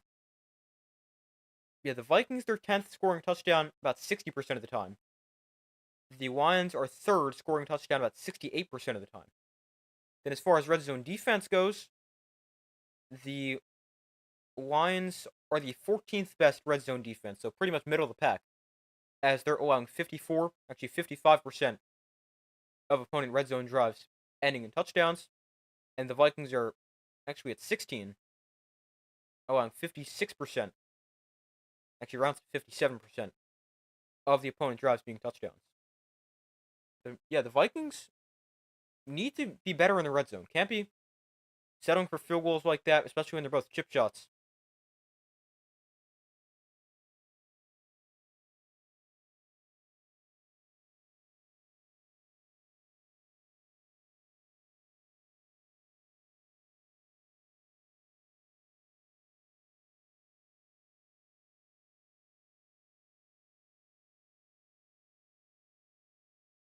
But the second half should begin within the next couple minutes. Let's go over some other scores from around the NFL. So yesterday we had the Ravens clinched the AFC North with a 35-10 win over the Browns. The Bengals kept their playoff hopes alive as they beat the Steelers 19-17, but after the Broncos beat the Chiefs, they're no longer making the playoffs. Then today we had the Eagles beat the Giants 20-13. The Panthers beat the Falcons 44-38 in overtime. The Commanders beat the Cowboys 23-19. Trey Lance actually made the start for the Cowboys in that game, threw for 244 yards. The Bears beat the Packers for the first time in 11 games against the Packers. Or snapped their 11-game losing streak against the Packers, as they won 24-22. Texans beat the Titans 23-14. The Colts beat the Jaguars 26-23 in overtime. The Patriots beat the Bills 23-16. Also, Joe Milton had a really good game for the Patriots. I've always been a big Joe Milton fan, but wasn't really good last year at Tennessee, which is why he got drafted in the 6th round, 193rd overall. But he had 2 touchdowns today, 241 passing yards, 16 rushing yards. I really like the way he played for the Patriots. Now, obviously, they have Drake May, but Joe Milton looked good. Then the Buccaneers beat the Saints 27-19. Mike Evans got just enough yards to continue his 1,000-yard season streak. I talked about the Broncos before. The Chargers got the 5 seed in the AFC as they beat the Raiders 34-20. The Seahawks beat the Rams 30-25. The Dolphins needed a win to potentially get into the playoffs, if that wouldn't happen. But the Jets won 32-20. And the Cardinals, wow, they scored 47? I did not even see anything about that game until just now. The Cardinals beat the 49ers 47-24. I just knew that now. But that is impressive. I did not know they scored 47.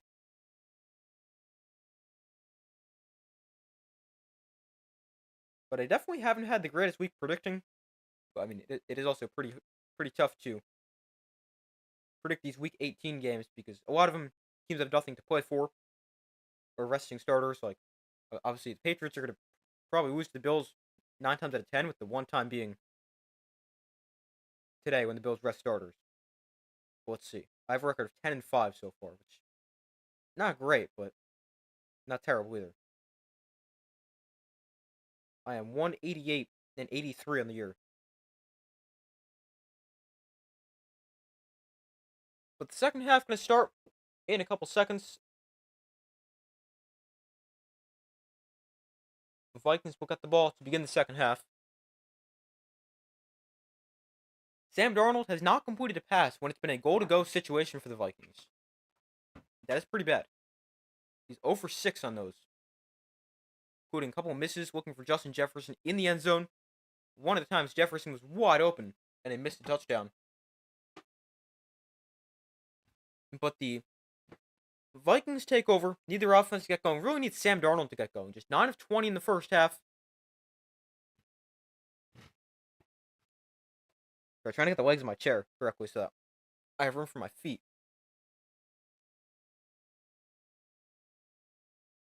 But the Lions up 10-6. The Vikings get the ball to start the second half.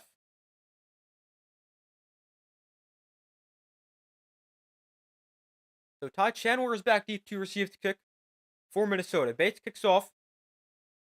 And this one will go into the end zone for a touchback and come out to the 30.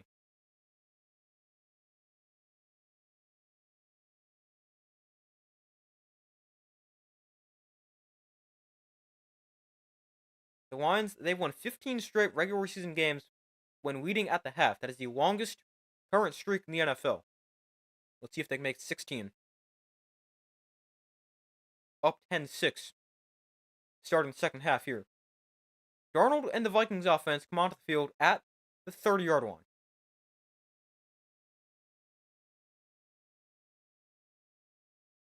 Darnold under center. Cam Akers is the back.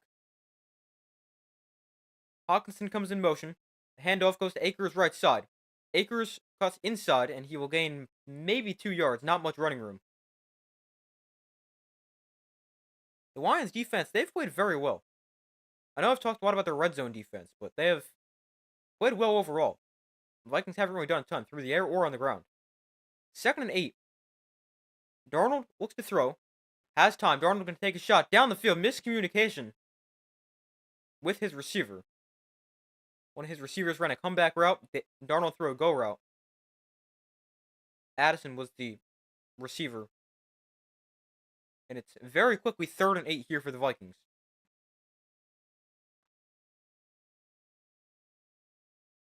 I think Dan Campbell wanted intentional grounding there. The Vikings, they've converted 1 third down in 4 attempts over 7 yards. This is a 3rd and 8 from the 32. Darnold in shotgun with the back line to his right. Jefferson in motion.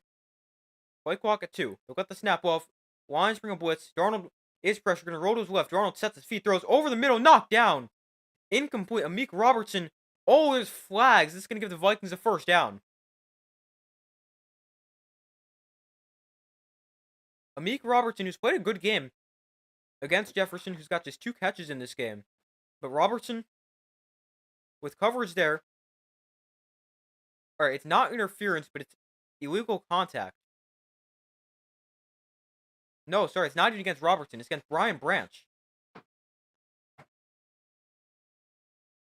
He's working against Jordan Addison.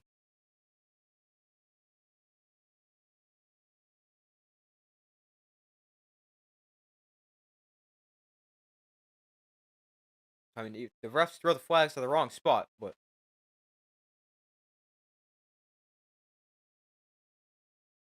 Dan Campbell doesn't like it.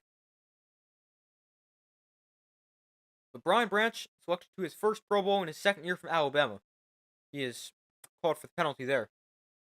1st and 10 from the 37. Darnold under center. Off play action. Darnold going to look to throw. Set his feet. All kinds of time. Thrown to the outside. That is short. Incomplete. Looking for Addison.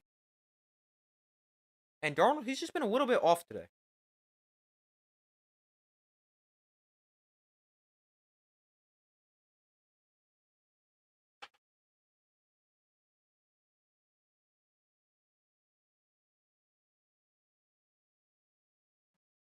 Brings up 2nd and 10 here.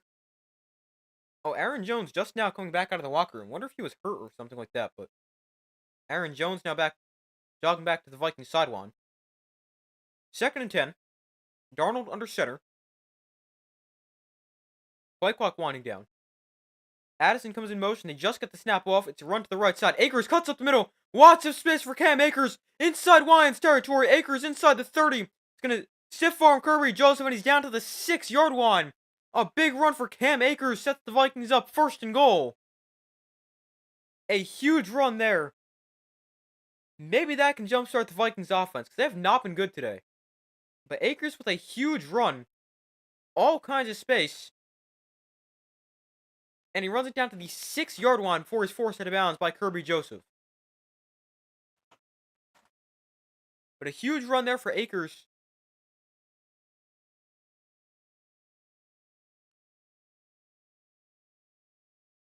And the Vikings, they have a 1st and goal. It's spotted on the 5-yard line. Darnold in shotgun with the back one to his right. That's Akers. So hand off up the middle. Akers, no gain. Taken down at the 5.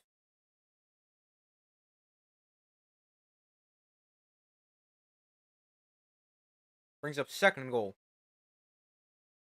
Aaron Jones now re-enters the game at running back.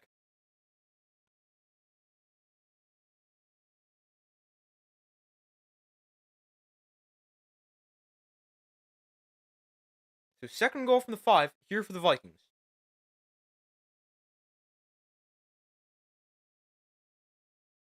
The Vikings, they've made it to the red zone 3 times. A turnover on downs and 2 field goals. Jefferson in motion. Darnold looks to throw. Design roll to his left. Throw to the flat. Jones makes the catch. Breaks the tackle when he's knocked out of bounds at the 2-yard line. Brings up 3rd and goal here for the Vikings. Jack Campbell knocked him out of bounds, potentially saving a touchdown. It's 3rd and goal from the 2.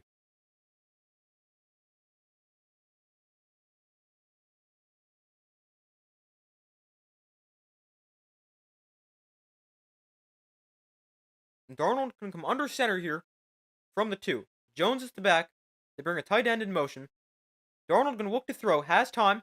Time now runs out. Darnold pressured, rolls to his left. Darnold on the run. Floats one out of the back of the end zone. Or side of the end zone, whatever. But 4th and goal, the Vikings continue to not be able to get in the end zone. But 4th and goal here. The Vikings are going to keep the offense out in the field. They're going to go for it here. 4th and goal from the 2. 12:06 to go in the 3rd quarter. Like the call for Kevin O'Connell.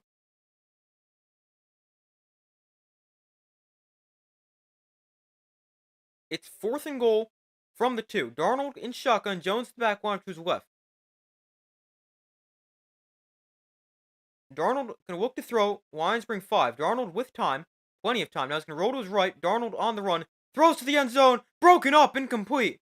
Terrion Arnold, the rookie, makes the play. And the Lions force another turnover on downs. And the Vikings, their red zone offense is really bad in this game. 0 for 4 in the red zone. 2 field goals and 2 turnovers on downs. Darnold trying to find Addison. And a nice play by the rookie Arnold. And the Lions, they get their stop inside the 20. The Vikings are now 0 for 4 in the red zone. 2 turnovers on downs, 2 field goals.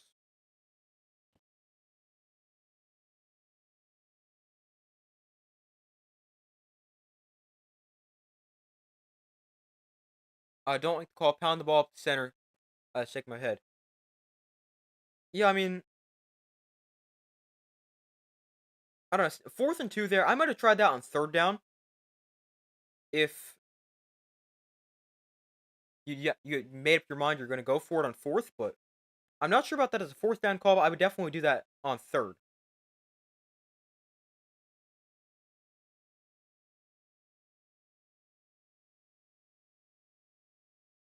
I mean, if it's 4th and 1, do that. But from the 2, I don't know. I know a yard doesn't make a difference, but or a huge difference. I don't. It's kind of hard to explain, but I can definitely understand doing that. And running the ball straight ahead.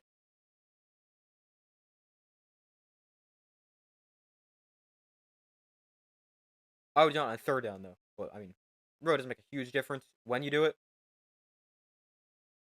But I definitely understand doing that, especially because Darnold has had a lot of trouble completing passes inside the red zone.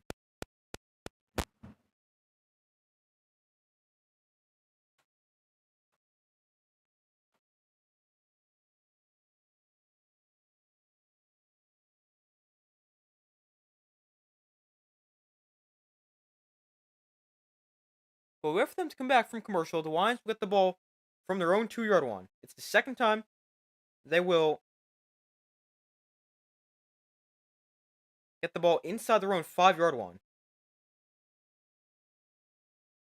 They got the ball in the 3 before. I don't remember what they did in that drive. I think they punted. Now they'll get the ball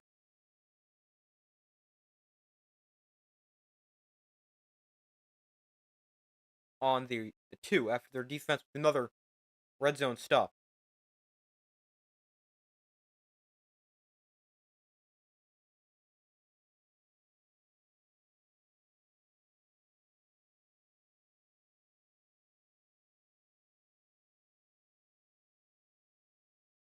First and 10 from the 2. Goff off play acting to take a shot way down the field. This one is intercepted in midfield by Harrison Smith. Jamison Williams was the receiver. Goff throws his second pick of the game. It's picked off by Harrison Smith. And the Vikings get the ball right back with excellent field position at the 45.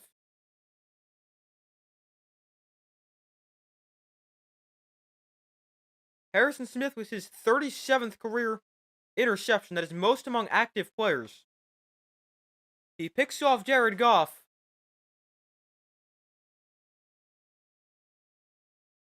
Goff went way down the field.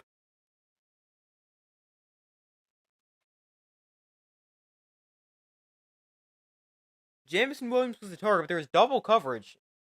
I don't like the decision for Jared Goff. But the Vikings take over on their own 46-yard line. Great starting field position. Now let's see if they can capitalize off this. Haven't really been able to capitalize off good field position yet today, because still yet to get in the end zone. First and 10, handoff, Aaron Jones, left side. Jones makes the cut, slips a tackle, almost able to break another tackle, and he'll gain 7 on his run to the left. Good start to the drive. Now Terrion Arnold, the rookie from Alabama, is down on the field for the Lions. Just what they need, more defensive injuries. Hopefully he's okay. I never want to see anyone get hurt. But we'll have to see if Arnold is okay. A nice pass breakup on the 4th and goal before. Hopefully he's okay. Hasn't had his best rookie year, but obviously still very early in his career. Not every rookie is going to come out and play at an all-pro level in their first year. But they go to commercial. Obviously, hopefully Terrion Arnold is okay.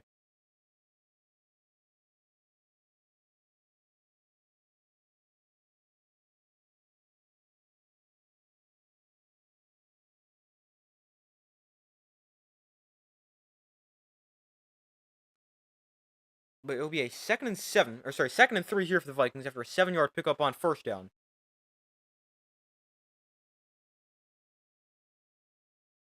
Off the ball on the Lions 47.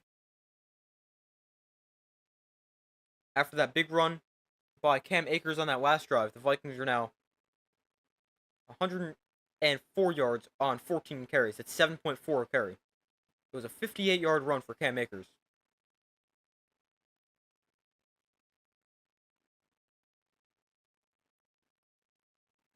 But still waiting for them to come back from commercial.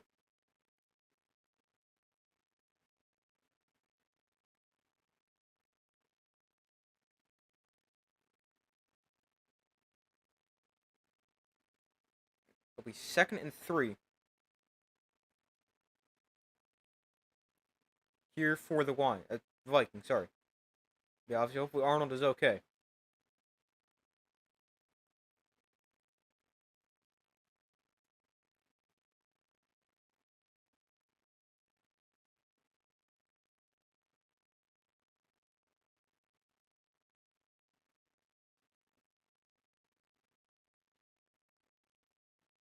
Arnold this year is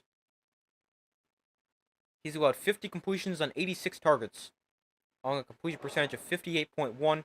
He's also had 4 touchdowns.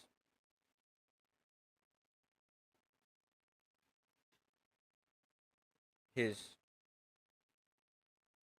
got 9 pass breakups and 58 tackles. But hopefully Arnold is okay.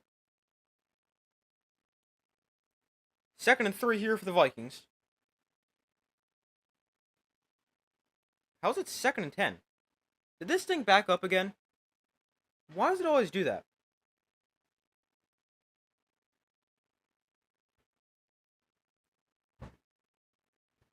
We got intentional grounding against Sam Darnold. Alright, for some reason this skipped backwards again. Sorry about that. I don't know why it's doing that so much today.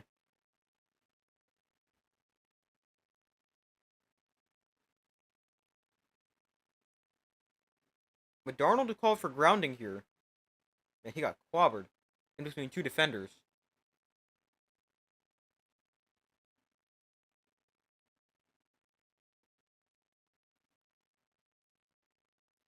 So it's 2nd and 23. Sorry I missed a couple of plays. I don't know why it does that.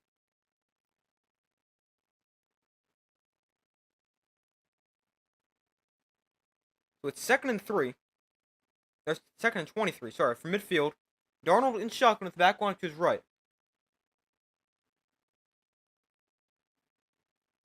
Darnold looks to throw. Lions bring pressure. Darnold has time. Throws to the outside, caught by Jefferson. His defender's on the ground. And Jefferson powers his way ahead to the 33 before he's taken down. So nice play there for the Vikings. Make this 3rd down a little bit more manageable.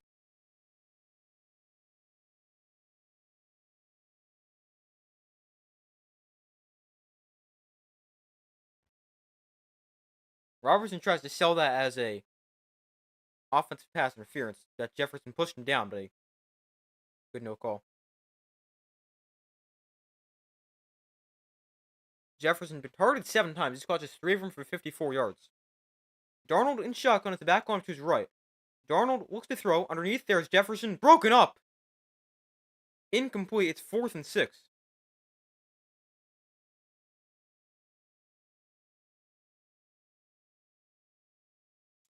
Jefferson not having his best game.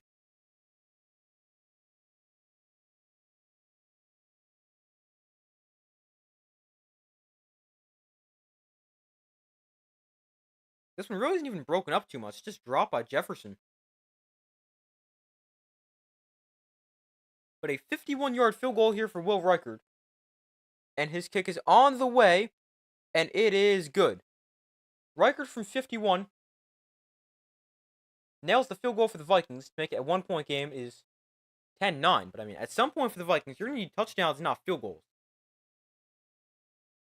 Reichard is 3 for 3. Now made from 51. Came up a little short from 54 or 56, something like that before. Or like last week. But has no problem with this one.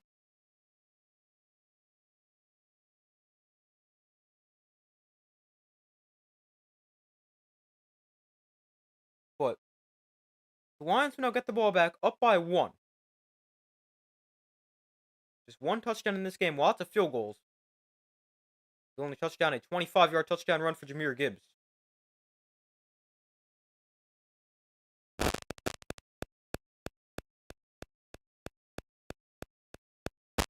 But still waiting for them to come back from commercial here.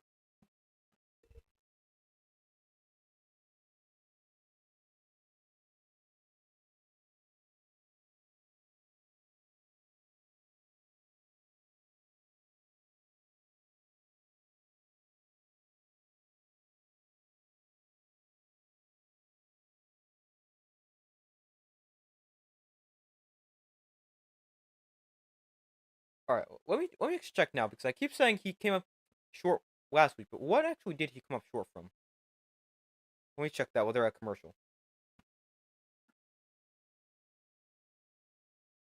The Vikings last week, they beat the Packers 27-25. And Reichard came up short from 57.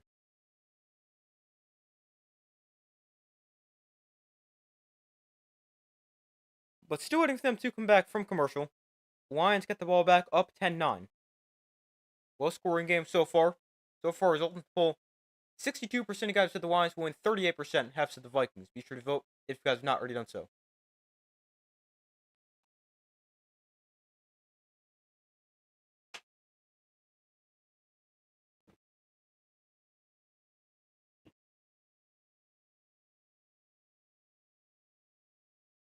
Terry and Arnold got carted off with a foot injury. His return is questionable.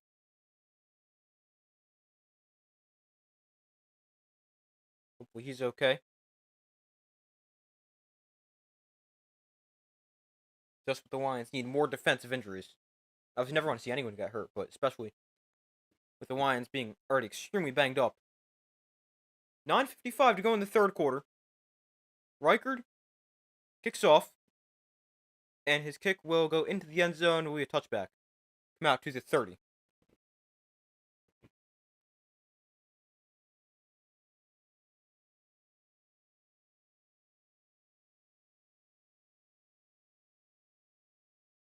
So the Lions take over on the 30.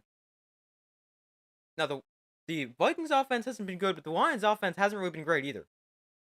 2 turnovers through a pick on one play their last drive. Haven't ran the ball too well. Just 10 points. Not the greatest offensive game either for the Lions. But both defenses are playing pretty well. Goff off play action, looks to throw. Will set up a swing pass for Gibbs out of the backfield. And Gibbs scampers out of bounds after gaining about 10. 9:48 to go in the third quarter.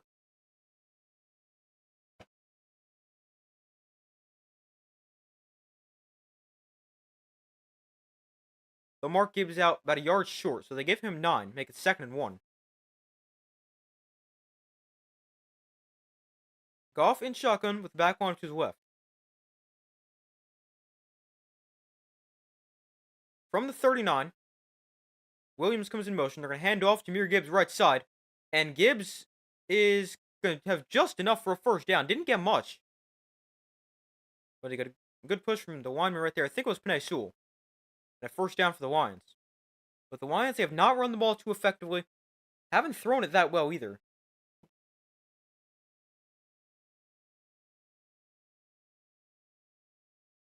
They're averaging 3.6 yards a carry. Throw out to Laporta. He's knocked it out of bounds after a gain of 6 here. Brings up 2nd and 4.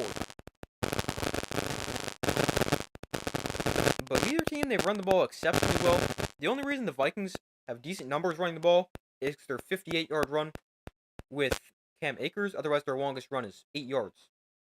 For the Lions, they're at 16 for 57, 3.6 a carry.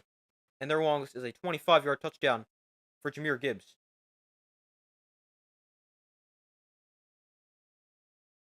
But Gibbs averaging just 3.4 yards a carry, including the 25-yard touchdown. He's got 13 carries for 54 yards. Gibbs averaging 5.6 yards a carry on the season. 3.4 would not be a season low. His season low is 2.9 against the Packers, where he ran for 15 for 43. 2nd and 3 here, Gibbs up the middle.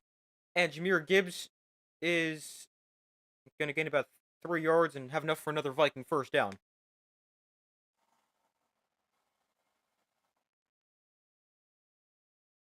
Actually, the career low for Jahmyr Gibbs is 2.3 yards per carry, which actually came last season in week 18, actually against the Vikings, as he went 13 for 30 and a touchdown.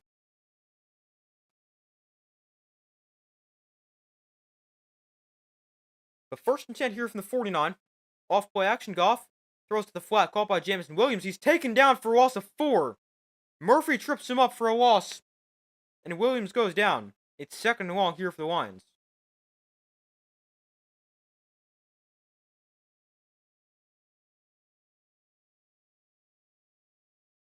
Nice open field tackle. Takes Jamison Williams down for a loss of 4, I believe. Byron Murphy Jr. selected to his first Pro Bowl this year, 26 years old from Washington. 2nd and 15, they marked a loss of 5 there on first downs. 7:20 to go in the third quarter, and we got play blown dead. Looks like we're going to have a false start against the Lions.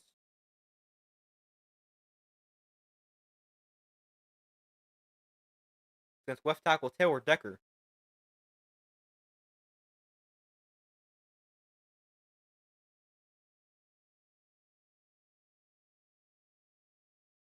Five penalties, 30 yards against the Lions, 3 for 18 against the Vikings.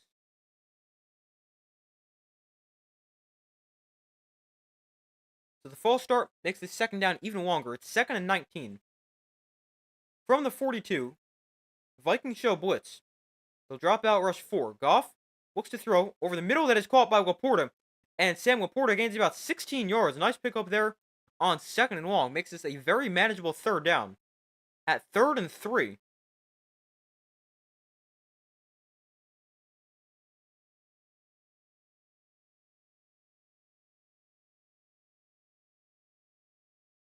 Greg Reynolds did just enough on the blitz pickup. Gave Goff just enough time. Goff now 17 of 22 for 143 yards and 2 touchdowns. 3rd and 2 from the 41. Goff looks to throw, has time, throwing over the middle. That is Goff for a first down. I'm going to run St. Brown to the 29-yard line and a first down for the Lions. St. Brown 4 catches for 66 yards.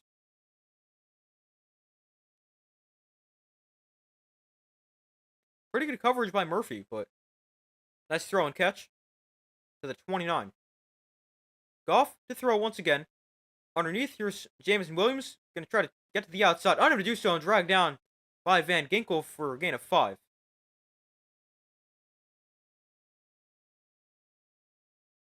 Andrew Van Ginkel in his first year with the Vikings after spending, I believe, 4 with the Dolphins. This year, tied for 4th in the NFL with 11.5 sacks, 17 tackles for loss, a forced fumble, and 2 picks. 5.5 to go in the third quarter. It's 2nd and 5 for the Lions on the 23. Handoff goes to Jahmyr Gibbs up the middle, and Gibbs gains about 5. So we'll get to the 18-yard line, and actually, looks like they're going to give him 4, and it's going to be just short of a first down.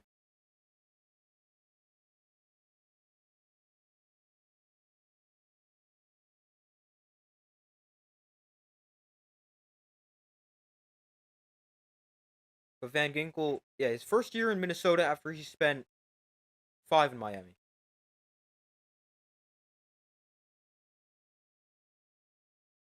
Has a career high 11.5 sacks this year. 3rd and inches for the Lions. And now the official is discussing something here.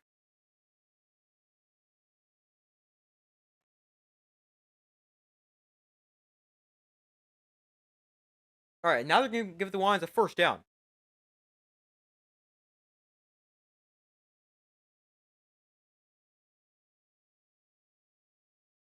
Gibbs had to get the 18-yard line.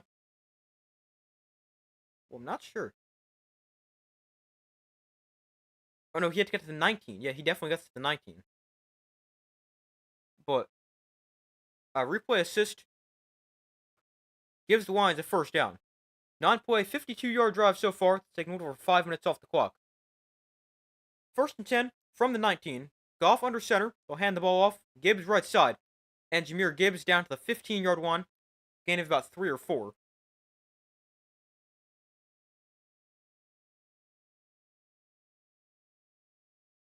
Brings up 2nd and 7. So they give Gibbs 3 on the run. To the right side. 10-9 Lions lead. In a position to potentially extend that lead.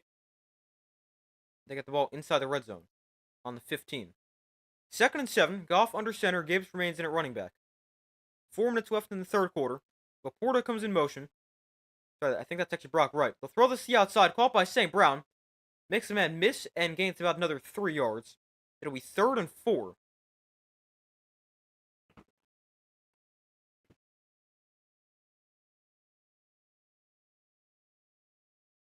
Now, if the Lions don't get this, it creates an interesting decision for Dan Campbell. Do you go for it? Because that's definitely something he would do.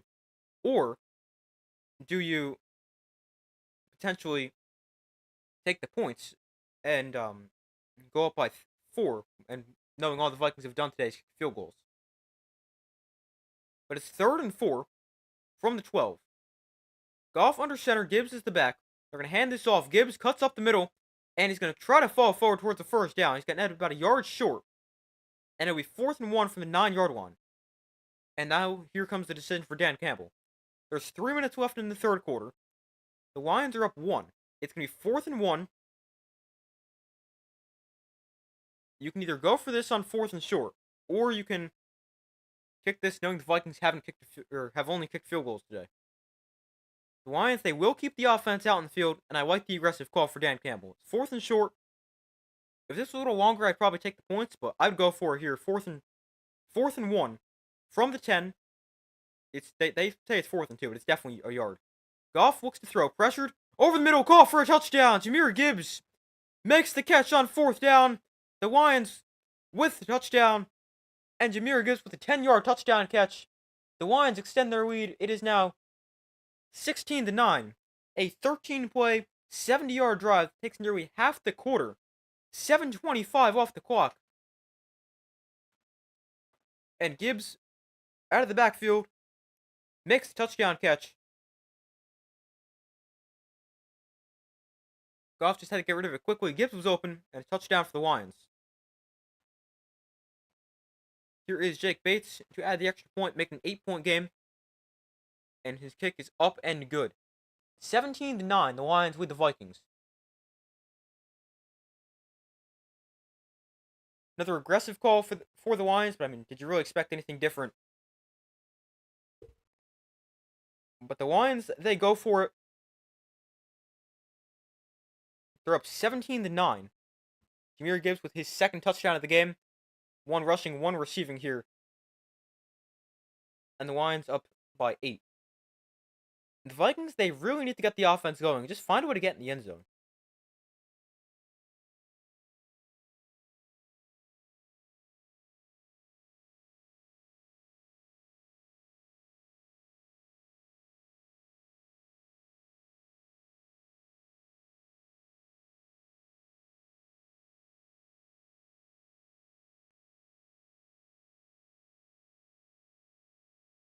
Hold on 1 second.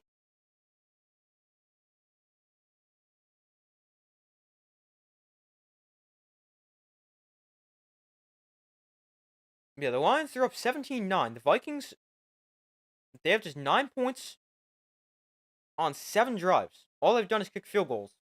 And they've been terrible in the red zone as they're 0 for 4. 2 turnovers on downs, 2 field goals.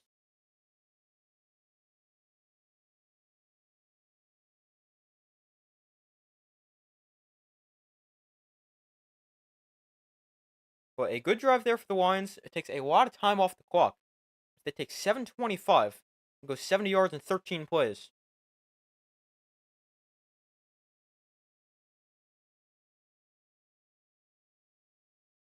Jared Goff with his, I think, 37th touchdown of the year. Yeah, 37th of the year. Jahmyr Gibbs with his second touchdown today. Now has 18 total this year. 14 on the ground, 4 through the air. But waiting for them to come back from commercial, Vikings get the ball back, down by 8. Really need the offense to do something.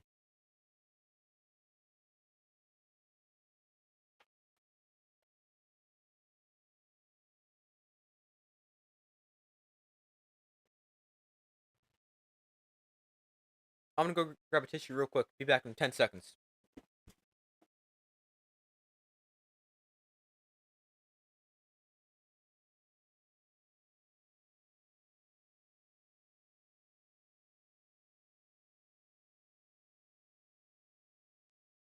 So 2.5 minutes to go here in the third quarter. Lions up 17-9.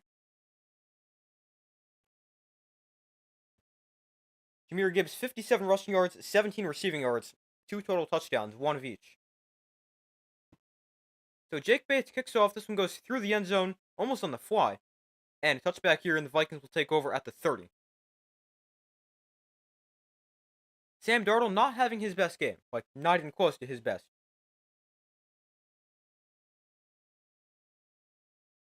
Really struggled to... I think a problem for Darnold, he's just having trouble finding space to go with the ball. He's had time initially, but then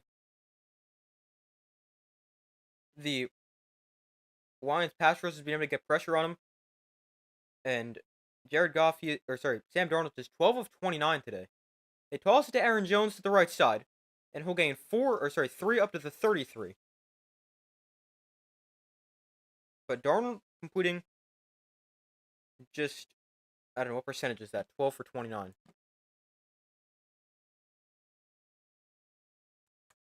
That is just 41% of his passes. Darnold going to look to throw here. Pressure rolls to his right. Darnold on the run, throws one downfield that is wide open. Neuer falls out of bounds to the 40-yard line. He is wide open. Inside Lions territory. Although now we got a flag down. Let's see this.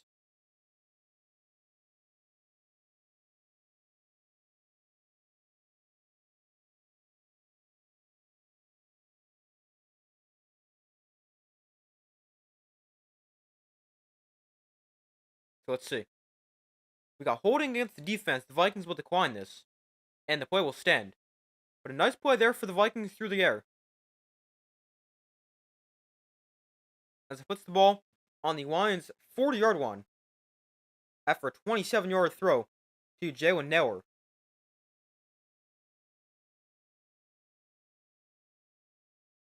And Darnold now 13 for 30 after that play. First and 10 here from the 40. They'll hand off Aaron Jones up the middle for a gain of about 3. The lowest completion percentage of the year for Sam Darnold is 45%, which he did against actually his former team, the Jets, where he went 14 for 31 for 179 and a pick.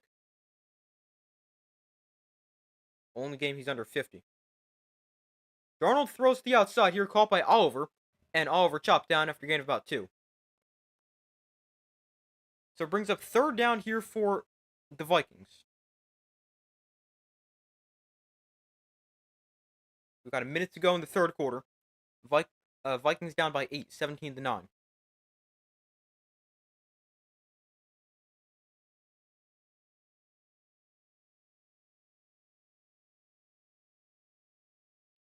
Third and 4. The Vikings just 3 of 10 on third down today. From the 34, Darnold in shotgun with the back arm to his right. Jefferson in motion. Darnold looks to throw. Lions bring 4. Darnold over the middle. That is incomplete. Wanted Hawkinson. And it's 4th and 4 here for the Vikings.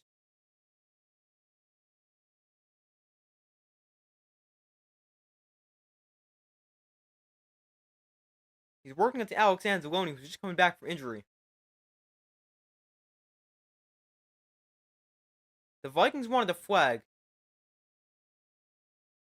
Maybe hits Hawkinson's hand a little bit early, but I think it's a good no call. 4th and 4. A long field goal here for Will Reichard. 52 yards.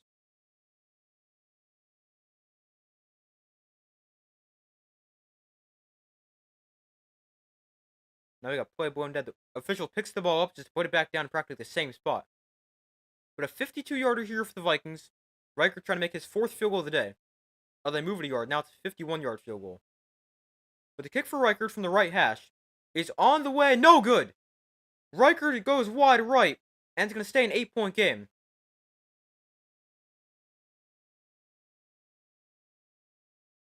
Reichard misses.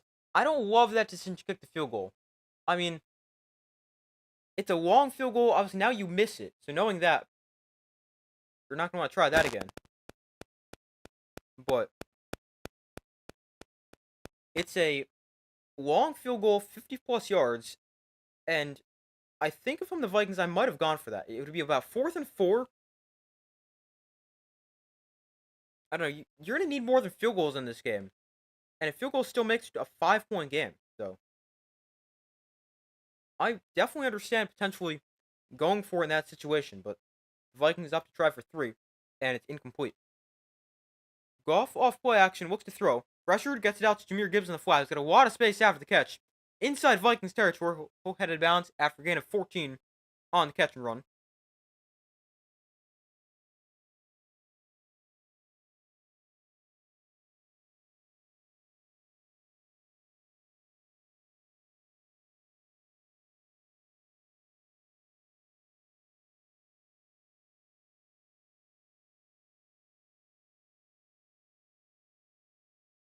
But that is also the final play here of the third quarter. The Lions in a good spot, up 17-9. Oh, sorry. What am I doing? I just said they're up 17-9, so I put we're in quarter 9. But 17-9 is the score. Lions up.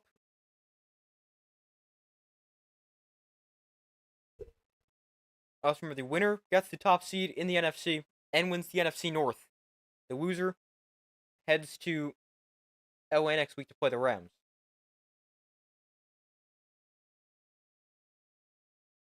But the Lions,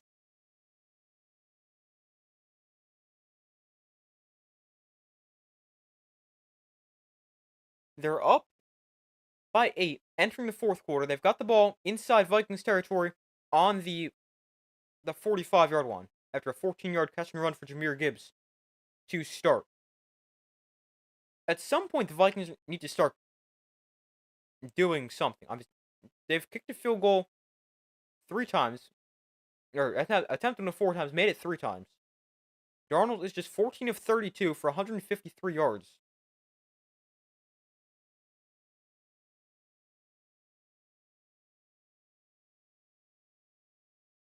Hasn't been great. He's averaging just 4.8 yards per pass attempt. I wonder if that would be a season low. Probably not, with the game against the Jets. No, his game against the Jets, he was 5.8. Yeah, 4.8 yards per pass attempt would be a season low for Sam Darnold. His current low right now is about 5.8, which he did twice. His best is 12.4 yards per attempt, where he threw for 347 yards and 5 touchdowns on 28 throws against the Falcons. But the Vikings, they need to get the offense going. And eventually, they're going to have to start going for it on 4th down and stop settling for 3. I know they've gone for it a couple of times, but I think I would have gone for it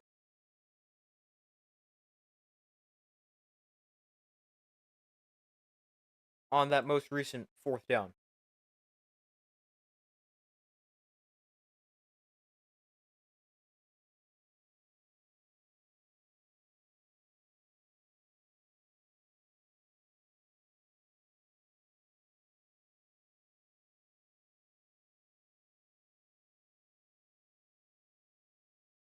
But waiting for them to come back from commercial as we enter the final quarter of play.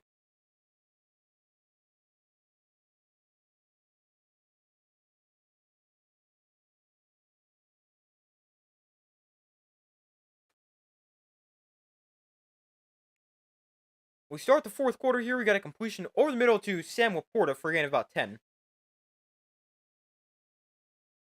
Took Lions to another first down.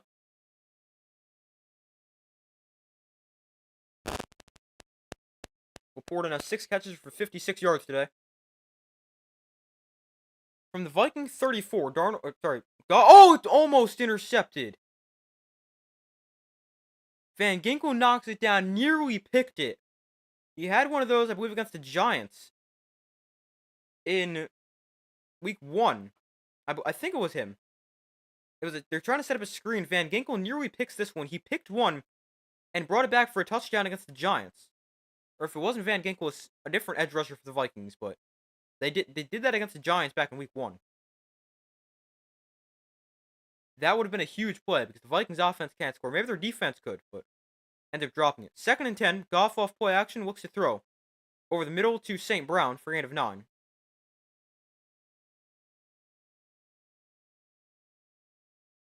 3rd and 1 here for the Lions.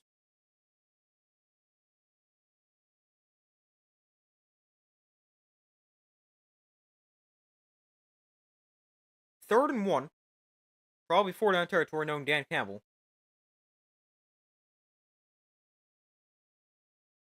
I really don't even need to say 4-down territory.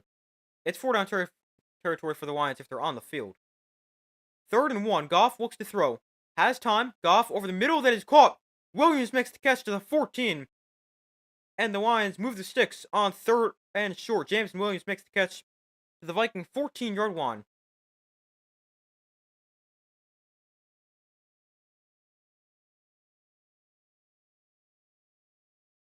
Nice throw and catch. Took a big hit there from Harrison Smith, but holds onto the ball. First down, Lions.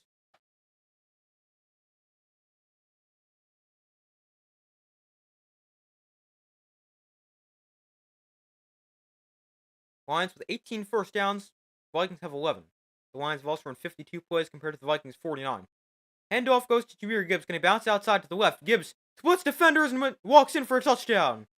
Jahmyr Gibbs with his third total touchdown of the game. 2 rushing, 1 receiving. And the Lions extend their lead. And this is a big touchdown. It might put the game out of reach.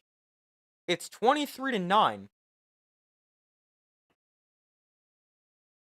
So what is that? A 12-point game? It'll be 13. It's a 2-score game. I mean,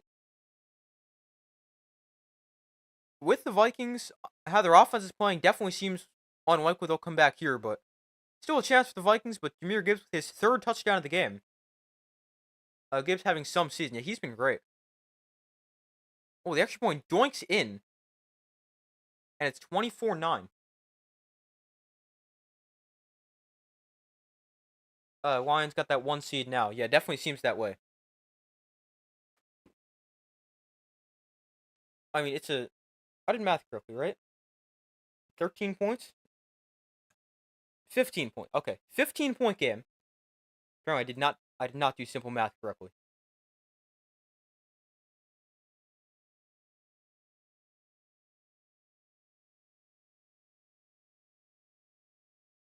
But a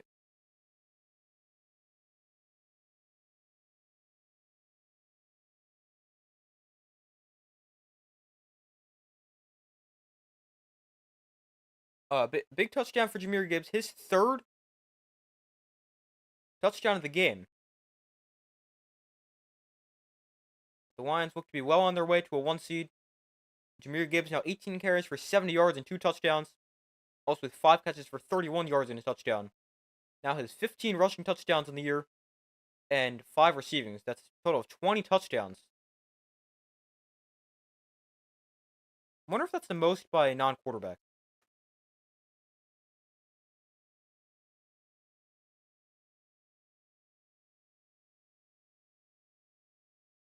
Let's see.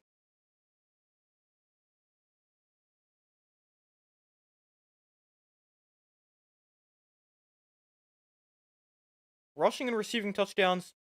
The leader is... Oh, this hasn't updated, though. Right now, the leader is Derrick Henry, who's got 18 total. The Vikings still have the 5 seed if they lose this game. And they'll play the Rams.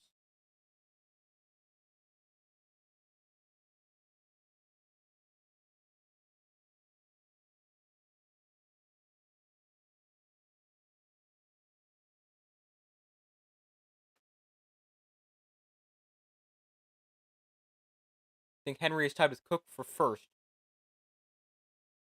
Well, Arnold would... they're showing Terry and Arnold his injury.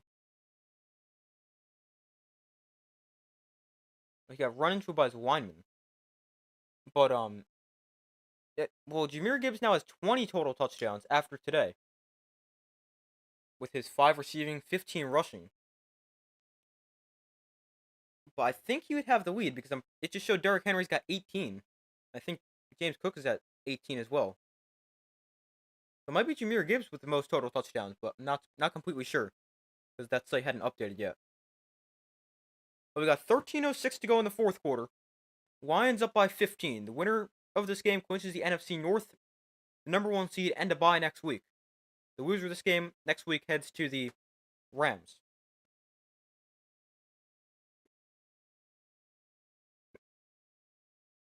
Bates kicks off, and the kick is a touchback. Vikings will take over at the 25.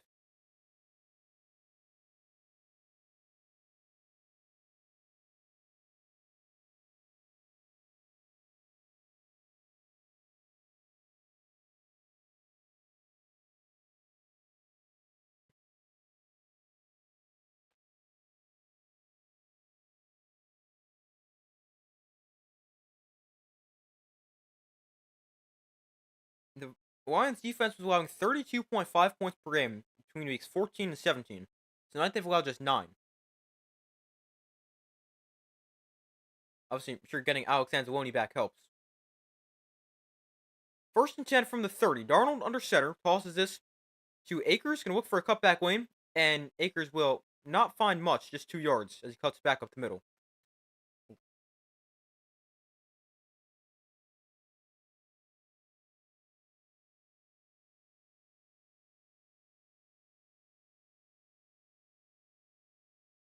I'll get your comment 1 second. 2nd and 8 here from the 32. Darnold looks to throw. Lions bring pressure. Gets rid of it quickly to Akers in the flat. Turns inside, and Akers gains about 3 to the 35. Brings up 3rd and 5. I think we have a shot at beating the Eagles. I definitely think the Packers have a chance. They need to slow down the run game. But I don't know. I definitely think the Packers have a chance. But I think it'll be very tough. Having to go to Philly. Now, Jordan Love might not be 100% with his elbow injury. I definitely think there's a chance. But I think it's going to be very tough.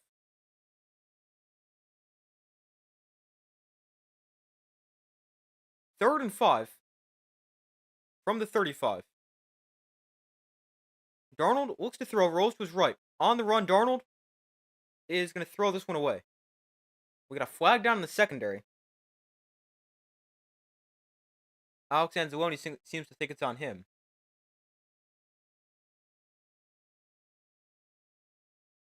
It is. It's a hold against 34 of the defense. It's Anzalone.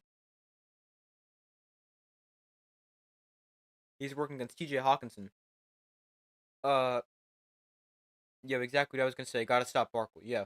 I mean, the Eagles, they can throw the ball if they need to, but they have really relied on running it this year. Before said that Love should be fit to play. Yeah. So, I mean, I definitely think they got a chance then. Jordan Love's been playing pretty well. I know last week didn't have his best game, but he's been playing very well. Hasn't been turning the ball over.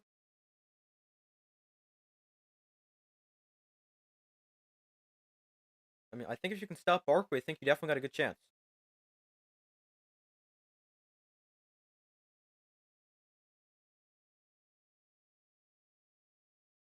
But obviously, that's not easy to do. He ran for over 2,000 yards, but I definitely think most of the playoff games can go either way. But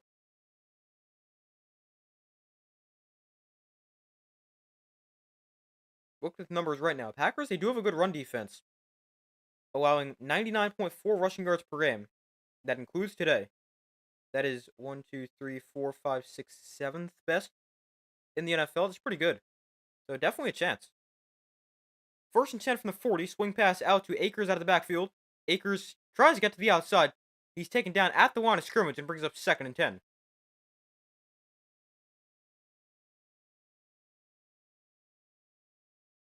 Yeah, I would say the only playoff game I really don't think can go either way is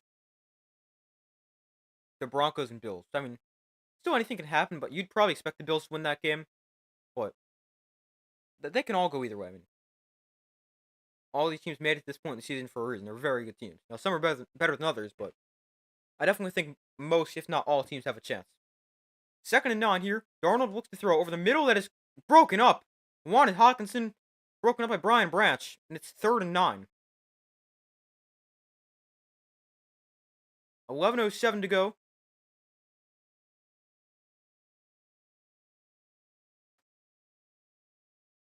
Tight coverage there by Brian Branch. That is really nice. Knocks the ball away right as it gets there. 3rd and 9.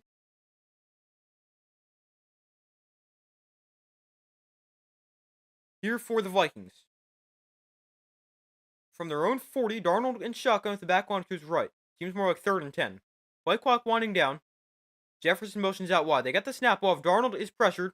Darnold is taken down for a sack as the pocket collapses. Darnold goes down back at the 33-yard line. And it's 4th and long here for the Vikings.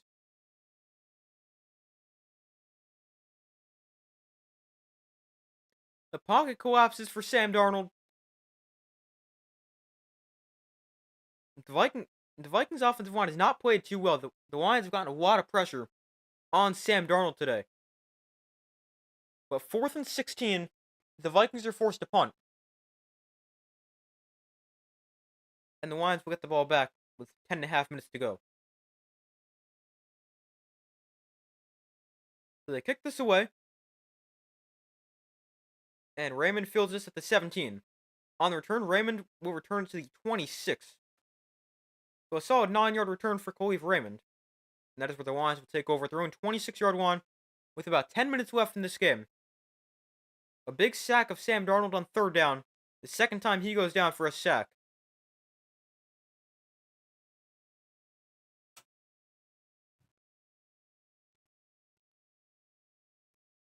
But the Lions, their last drive, or is that 2 drives ago? They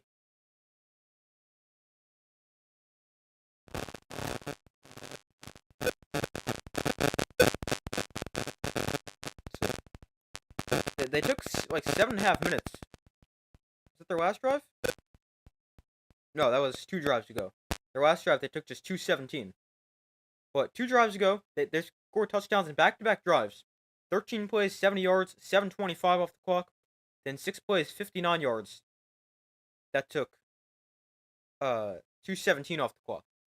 But if the Lions can put together, it doesn't even have to be a long touchdown drive, but if they can just put together another scoring drive, probably does it. Even a field goal makes it a 3-score game. But the Lions in a really good spot to potentially beat the Vikings, get the number 1 seed.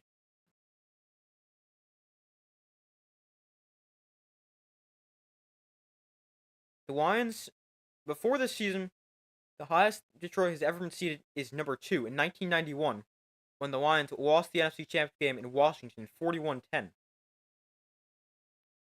So if they win today, they could potentially get the first number 1 seed in Lions history. The best they've been is the 2 seed. Last year they were the 3 seed.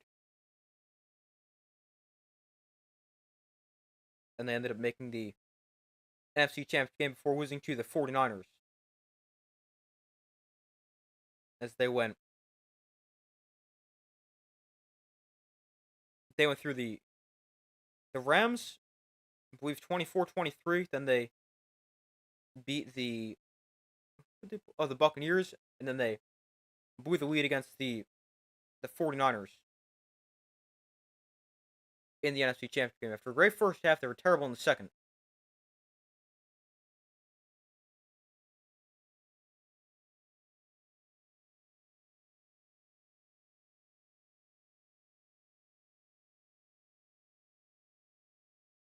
But they're back from commercial break. From the 26, Jahmyr Gibbs gets it right side. Gibbs breaking free. Into the secondary. Jahmyr Gibbs inside Vikings territory. Cuts inside. Breaks his tackle. Jahmyr Gibbs to the 30-yard line. Ball comes out at the end. It's Lions ball at the 27. What a run for Jahmyr Gibbs.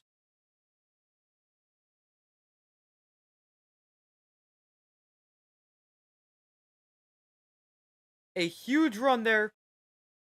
Goes from the 26 to pretty much the other 26. A big run for Gibbs. The Vikings are lucky they didn't have an angle to take him down. Otherwise, he's taking that all the way.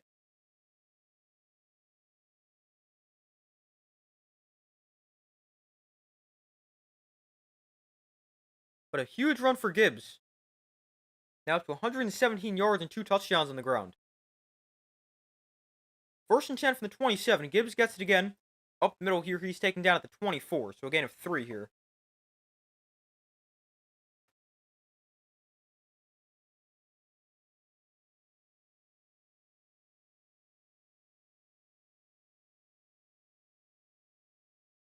But a huge run for Jahmyr Gibbs. And here we go. He now leads the NFL in scrimmage touchdowns with 19. All right, I thought he had 20. He has 3 touchdowns tonight, and you were right before. James Cook and Derrick Henry tied for the league lead at 18 coming into the game, but Gibbs is now taking the lead with 19 total touchdowns. Gets it again here, right side. Gibbs has a first down, gain of about 9. 8.5 minutes to go.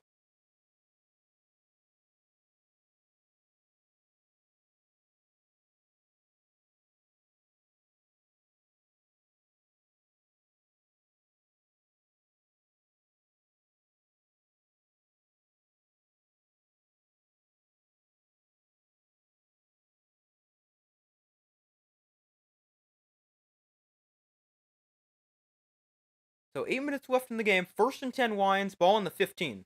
24-9 Lions lead. Touchdown here.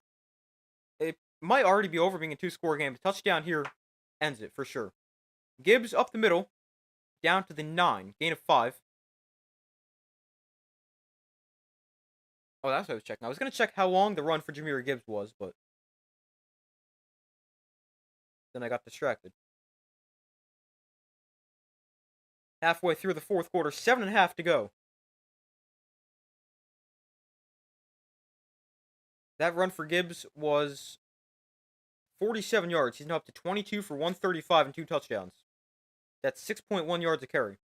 Also 5 for 31 and touchdown through the air. So 2nd and 5 from the 9. Goff under center. Greg Reynolds is the back. Goff off play action, looks to throw, rolls to his right. Goff on the run, and he's going to take a big loss here. So head out of bounds for a loss of about 4. Could have just thrown it away, but tried to run, and instead it's now 3rd and long, or 3rd and 9. Not like 3rd and a mile, but still longer.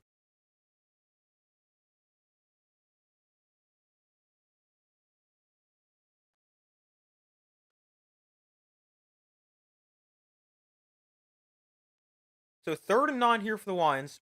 6.5 to go in the fourth quarter.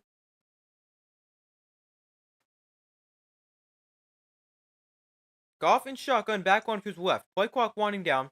They get the snap off. Goff underneath, caught by Laporta for a gain of about 7. Now, 4th down here for the Lions. I know Dan Campbell likes to be really aggressive and go for it. Here's a situation where I'm taking the points. You're up by 15. A field goal puts you up by 18, which makes it a 3-score game. I'm taking the points in this situation. But of course, Dan Campbell is Dan Campbell. He's going to go for this here. It's 4th and 2.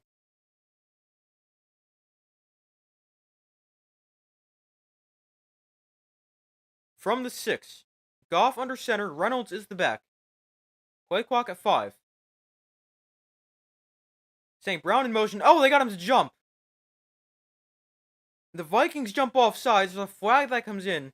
We got to see who this is against. I think this is against the Vikings.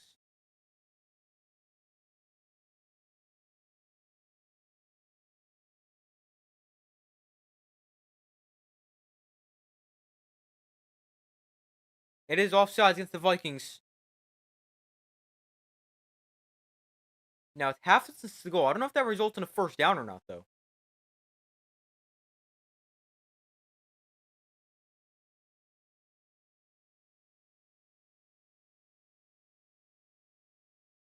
Three different Vikings players jumped across the line.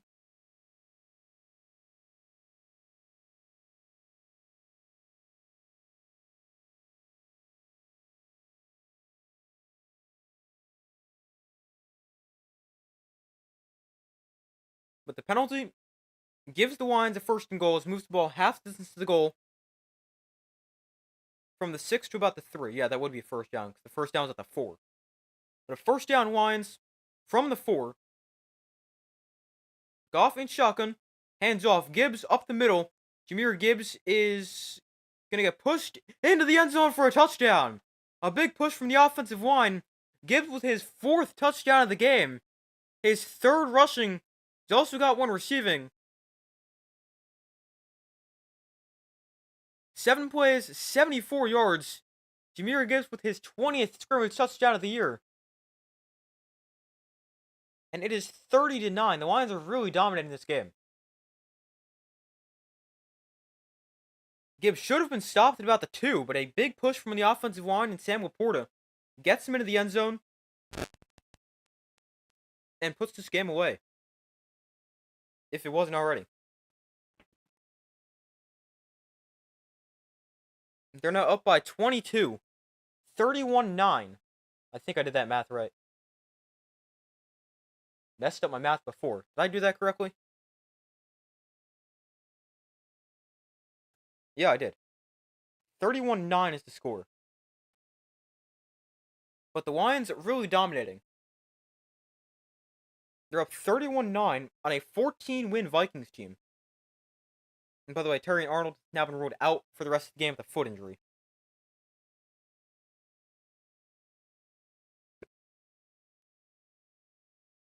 But Lions up big, well on their way to a first-round bye.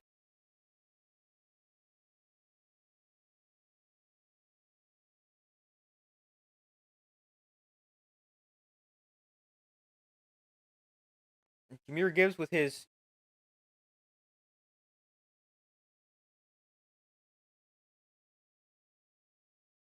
20th total touchdown of the season.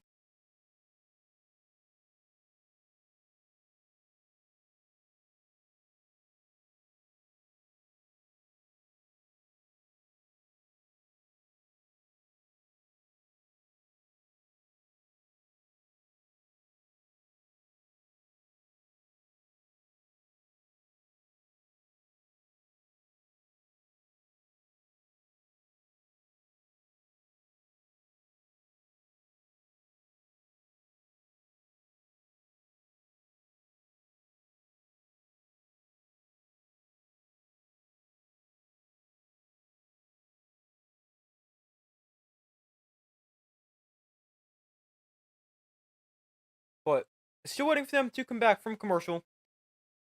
A bye week could be big for the Lions to get some of their players healthy. I mean, I know a lot of their players are probably out for longer than that. Aiden Hutchinson said his goal is to potentially return if the Lions make the Super Bowl. But, I mean, still, a bye will never hurt for the Lions, especially when they had the earliest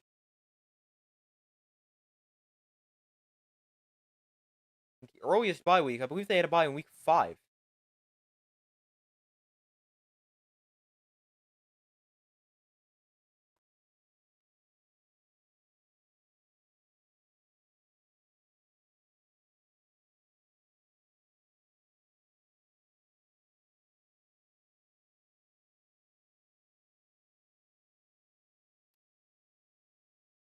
But they're back from commercial here. 5:14 to go in the fourth quarter. The Lions lead this one 31-9. They've really dominated. And maybe something even bigger for the Lions. We know their offense is great. They scored 31 against a good defense. That's nothing new. No surprise. But their defense, they've only allowed field goals. 3 field goals in this game.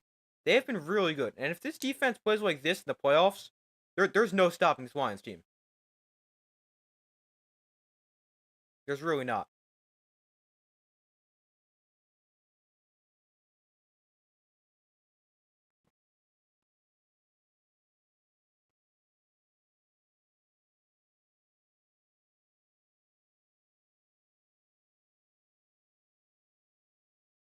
But they've held a good Vikings offense, especially passing offense, in check. They've done a great job against Justin Jefferson. Specifically Meek Robertson, who's matched up against Jefferson again here. He's been great. Great performance all around for the Lions. Darnold off play action, sets his feet, checks down. Hawkinson makes the catch, gain of just a yard. Alex Anzalone getting him back has also been big today. Carlton Davis has a broken jaw, I believe it is. He'll be back not soon for the Lions, but should they make a deeper run in the playoffs, obviously already starting the divisional round, but he'll be back somewhat soon. 2nd and 9 from the 31. Darnold looks to throw. Has time. Darnold steps up in the pocket and rolls to his right. On the run, Darnold's going to tuck it and run. And he's going to have a first down. And he picks up 9 in the scramble.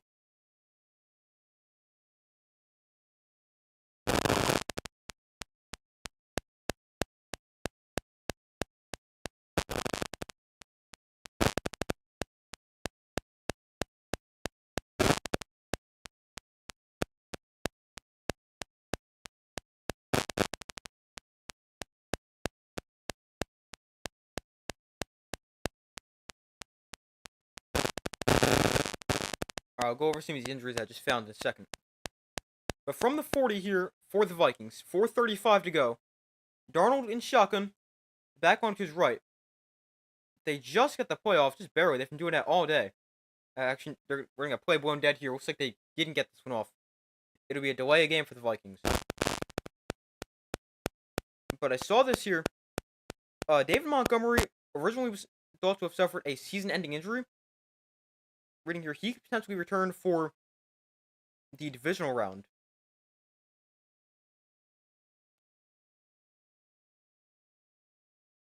Aiden Hutchinson, his return goal is the Super Bowl. Carlton Davis, their top corner.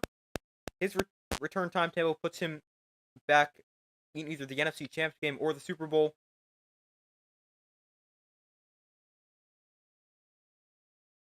A linebacker, Derek Barnes, could return for a Super Bowl run. 1st and 15 here, throw to the outside. Jalen Nailor makes the catch. Out of bounds with 4.5 to go. Let's see, who else?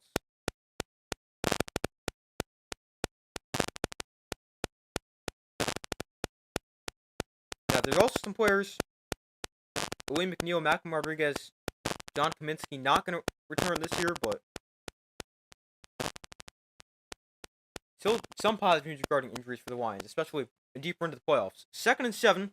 Darnold goes deep down the field, and this is overthrown, incomplete. Nailor the target. Brings up 3rd and 7 with 4:24 to go. Another flag is down. But a defensive holding here.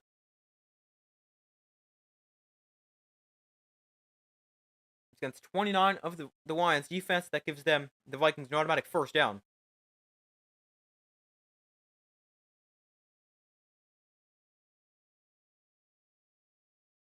Yeah, there's the hold a little bit.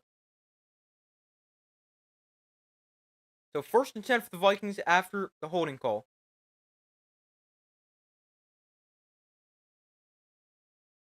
.424 to go. Lions up 31-9. On their own 48, Darnold under center. Jefferson in motion. Play clock at 4. They'll got the snap off. Darnold off play action. Looks to throw. Sets his feet. Throws short. Caught by Hockenson for a gain of 6. Darnold got hit by his own lineman as he let that one go.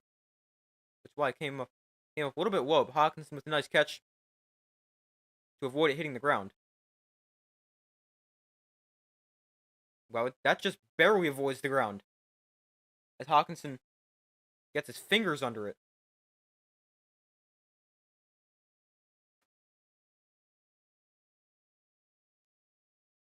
Oh, the Lions are challenging here.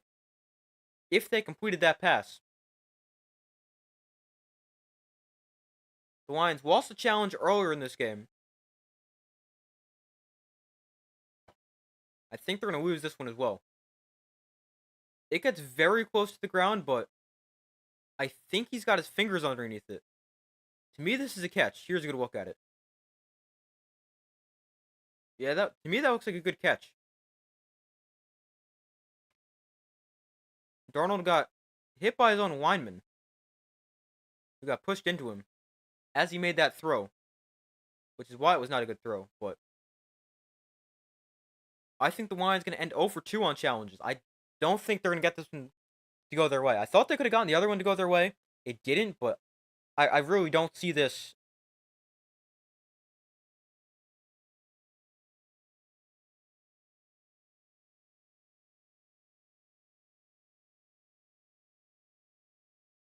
I don't really see this one being overturned.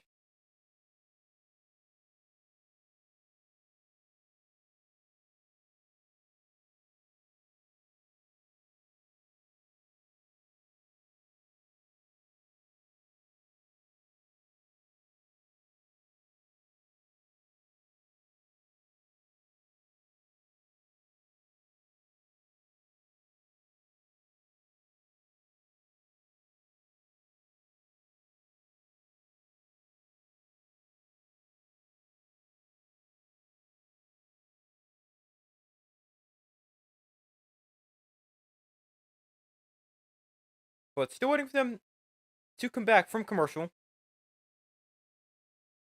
Let's see if this one gets overturned. I don't think it will.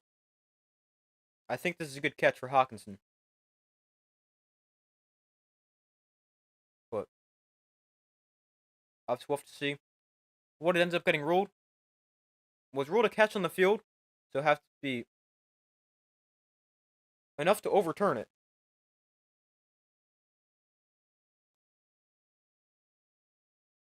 I think this is a good catch, though.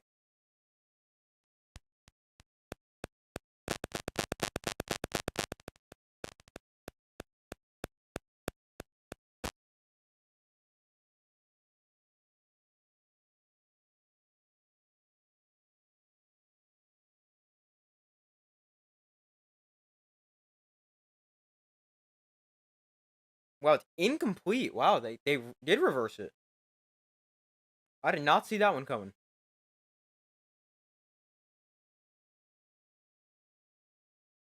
Apparently the ball did hit the ground. I thought he got his fingers under it. But the Lions, they win their challenge.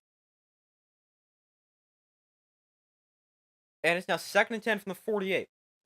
Darnold, over the middle, caught by Jefferson, knocked out. Ball was free. It's scooped up by the Lions, headed the other way. Pascal on the return, out of bounds near the 20-yard line.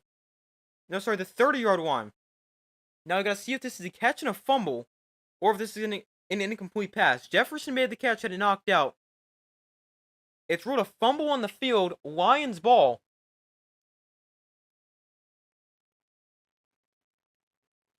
Let's see here. Jefferson makes the catch. He tucks it away. Oh, that's a catch and a fumble. He makes the catch, tucks it away, takes a step. That is definitely a catch and a fumble.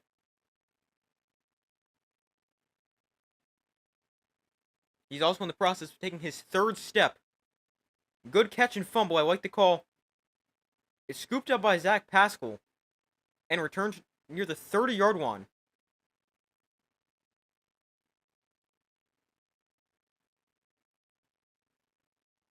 Oh, wait, now they reverse this. It's incomplete. 3rd and 10. Wait. What? That's a fumble.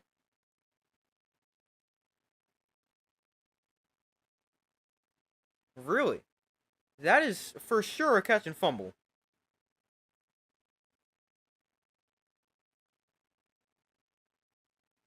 I'm not really sure how that's not a catch and fumble, but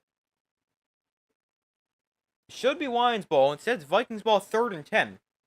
From the 48, Darnold in shotgun is the back line to his left. Darnold looks to throw. Darnold pressured. This time the ball is out. I think this might be a pass, though.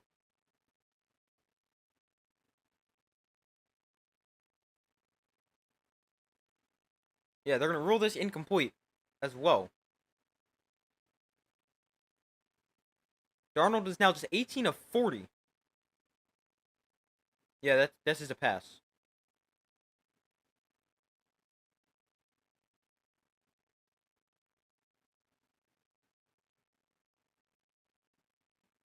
So 4th and 10 here for the Vikings. Gotta have it. 4th and 13, or sorry, 4:13 to go. 4th and 10 on their own 48.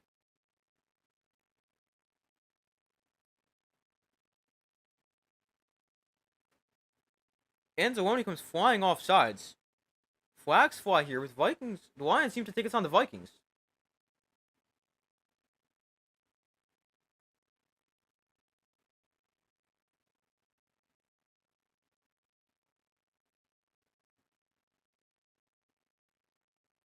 Oh, it's a delay a game.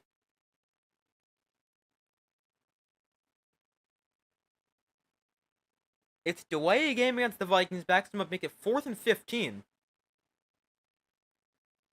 Makes this must-have 4th down even more difficult.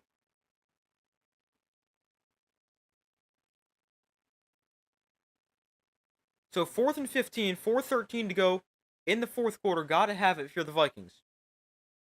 Darnold in shotgun. Lions show blitz. Darnold looks to throw. Lions do bring pressure. Darnold downfield, short and incomplete. Nowhere the target bounces in front of him, and the Lions get a turnover on downs. That definitely does it here.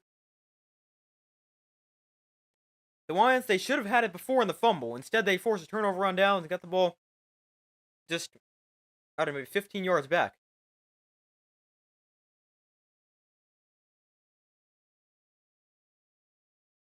But a Incompletion there. Darnold has not been very good today. Well under 50%. I believe he is now 18 of 42, I think it is. Now 4:09 to go. Lions up 31-9. First and 10 at the 43-yard line. The Vikings 43. Laporta comes in motion. Goff throws to the outside, caught by Jameson Williams. Down the sideline, Williams skips out of bounds after getting about 14. Flag is down.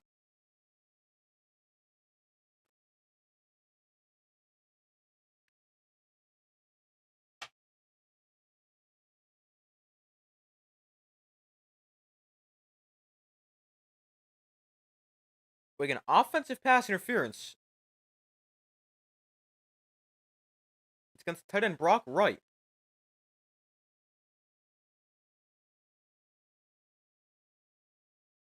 Wait a minute, how is that offensive pass interference? The ball is caught behind the line of scrimmage.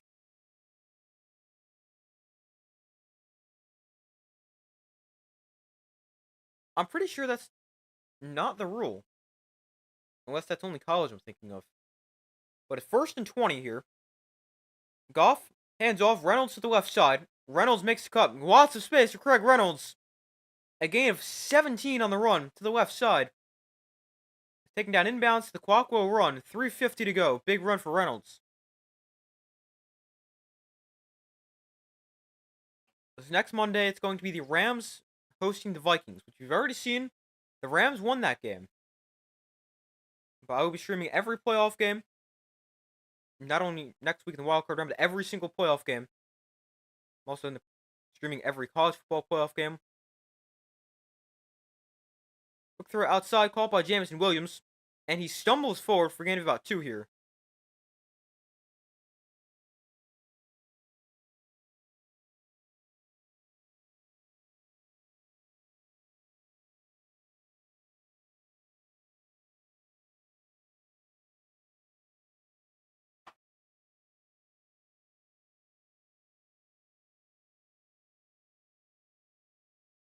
Oh, this isn't good for the Lions. Right guard Kevin Zeitler looks to have hurt his hamstring. At least they have the bye. So we got a new right guard into the game for the Lions. First and 10 from the 32. Play clock at 0 here. We'll call a timeout for the Lions.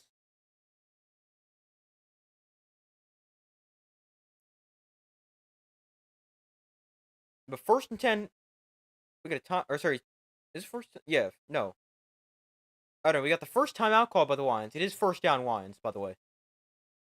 But Kevin Zeitler looks to have hurt his hamstring. Lions right guard.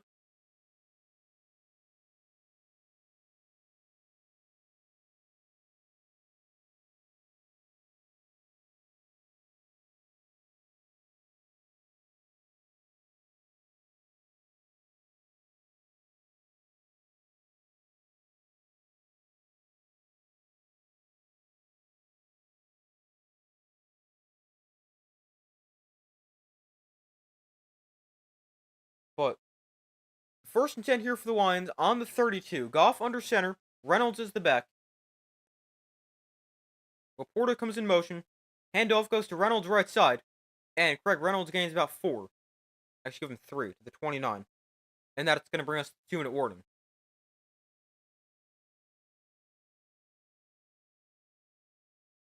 The most offensive touchdowns in a single season in NFL history. The Lions, they have scored 68 offensive touchdowns this year. That is second most in NFL history behind the 2013 Broncos, who scored 71. Pretty good year for the Lions, I'd say.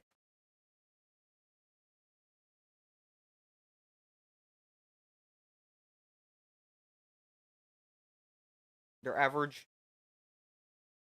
well, they'll end up averaging roughly 33 points a game, which will be the highest since the Chiefs did it in 2018. Really good year for the Lions. They're going to end up with the first number 1 seed in franchise history after their previous best was the 2 seed. It's going to be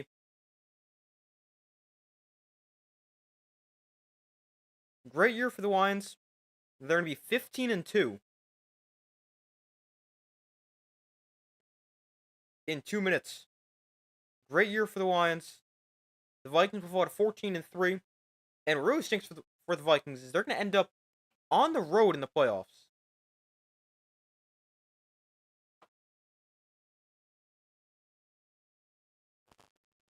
with a trip to the Rams, and then who knows what happens after that. If there's any other upsets, or not even upsets, but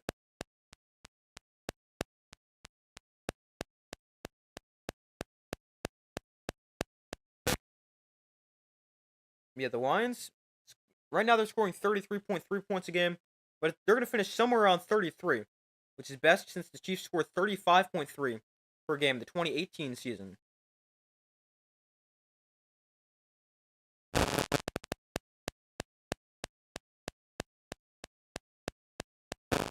Hand off Reynolds right side. This time it's going to lose a yard.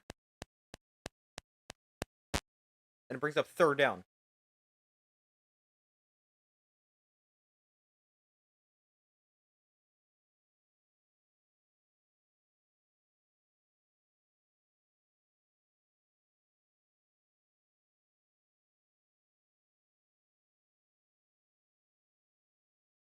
So 3rd and 8, minute 30 to go in the game.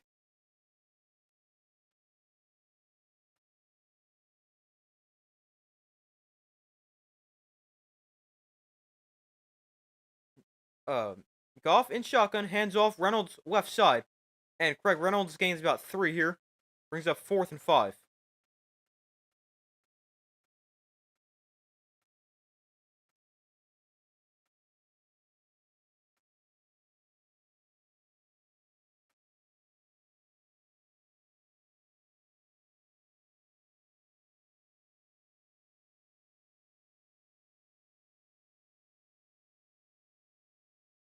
So 4th and 6 here for the Lions. They can take the play clock down to about, or they can take the game clock down to about 30 seconds. They're going to go for here in 4th and 6. Goff under center. Reynolds is the back. From the 28, they'll hand off. Craig Reynolds got the carry up the middle, and Reynolds is very close to a first down. The spot's going to come in a little bit short. The clock should be stopped if he doesn't have it. The clock will run.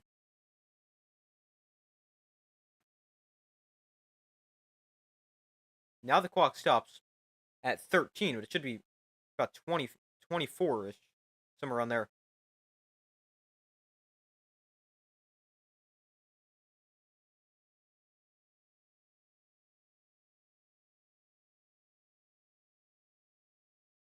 But 31-9 is going to be the final score. Lions really dominate this game. Offense with the slow first half, picks it up in the second half. Defense is great.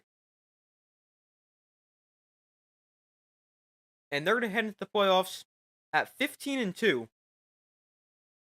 The first #1 seed in franchise history. I wonder if 15 wins is the franchise record. Probably. Unless they went 15-1 in 1991.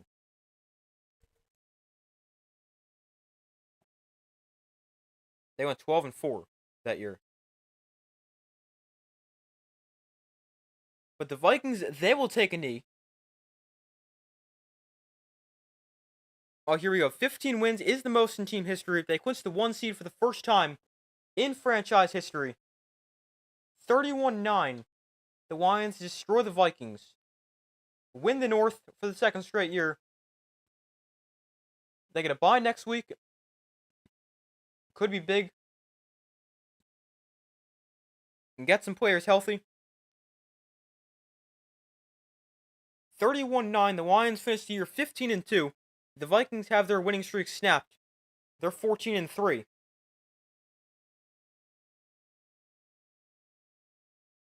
Jahmyr Gibbs with 4 total touchdowns, 3 rushing, 1 receiving. He is now the touchdown leader in the NFL this year. 20 total touchdowns for Jahmyr Gibbs. The next highest player is Derrick Henry and James Cook at 18. Great year for Gibbs. Great year for all the Lions. Now, we'll have to see if that can pay off in a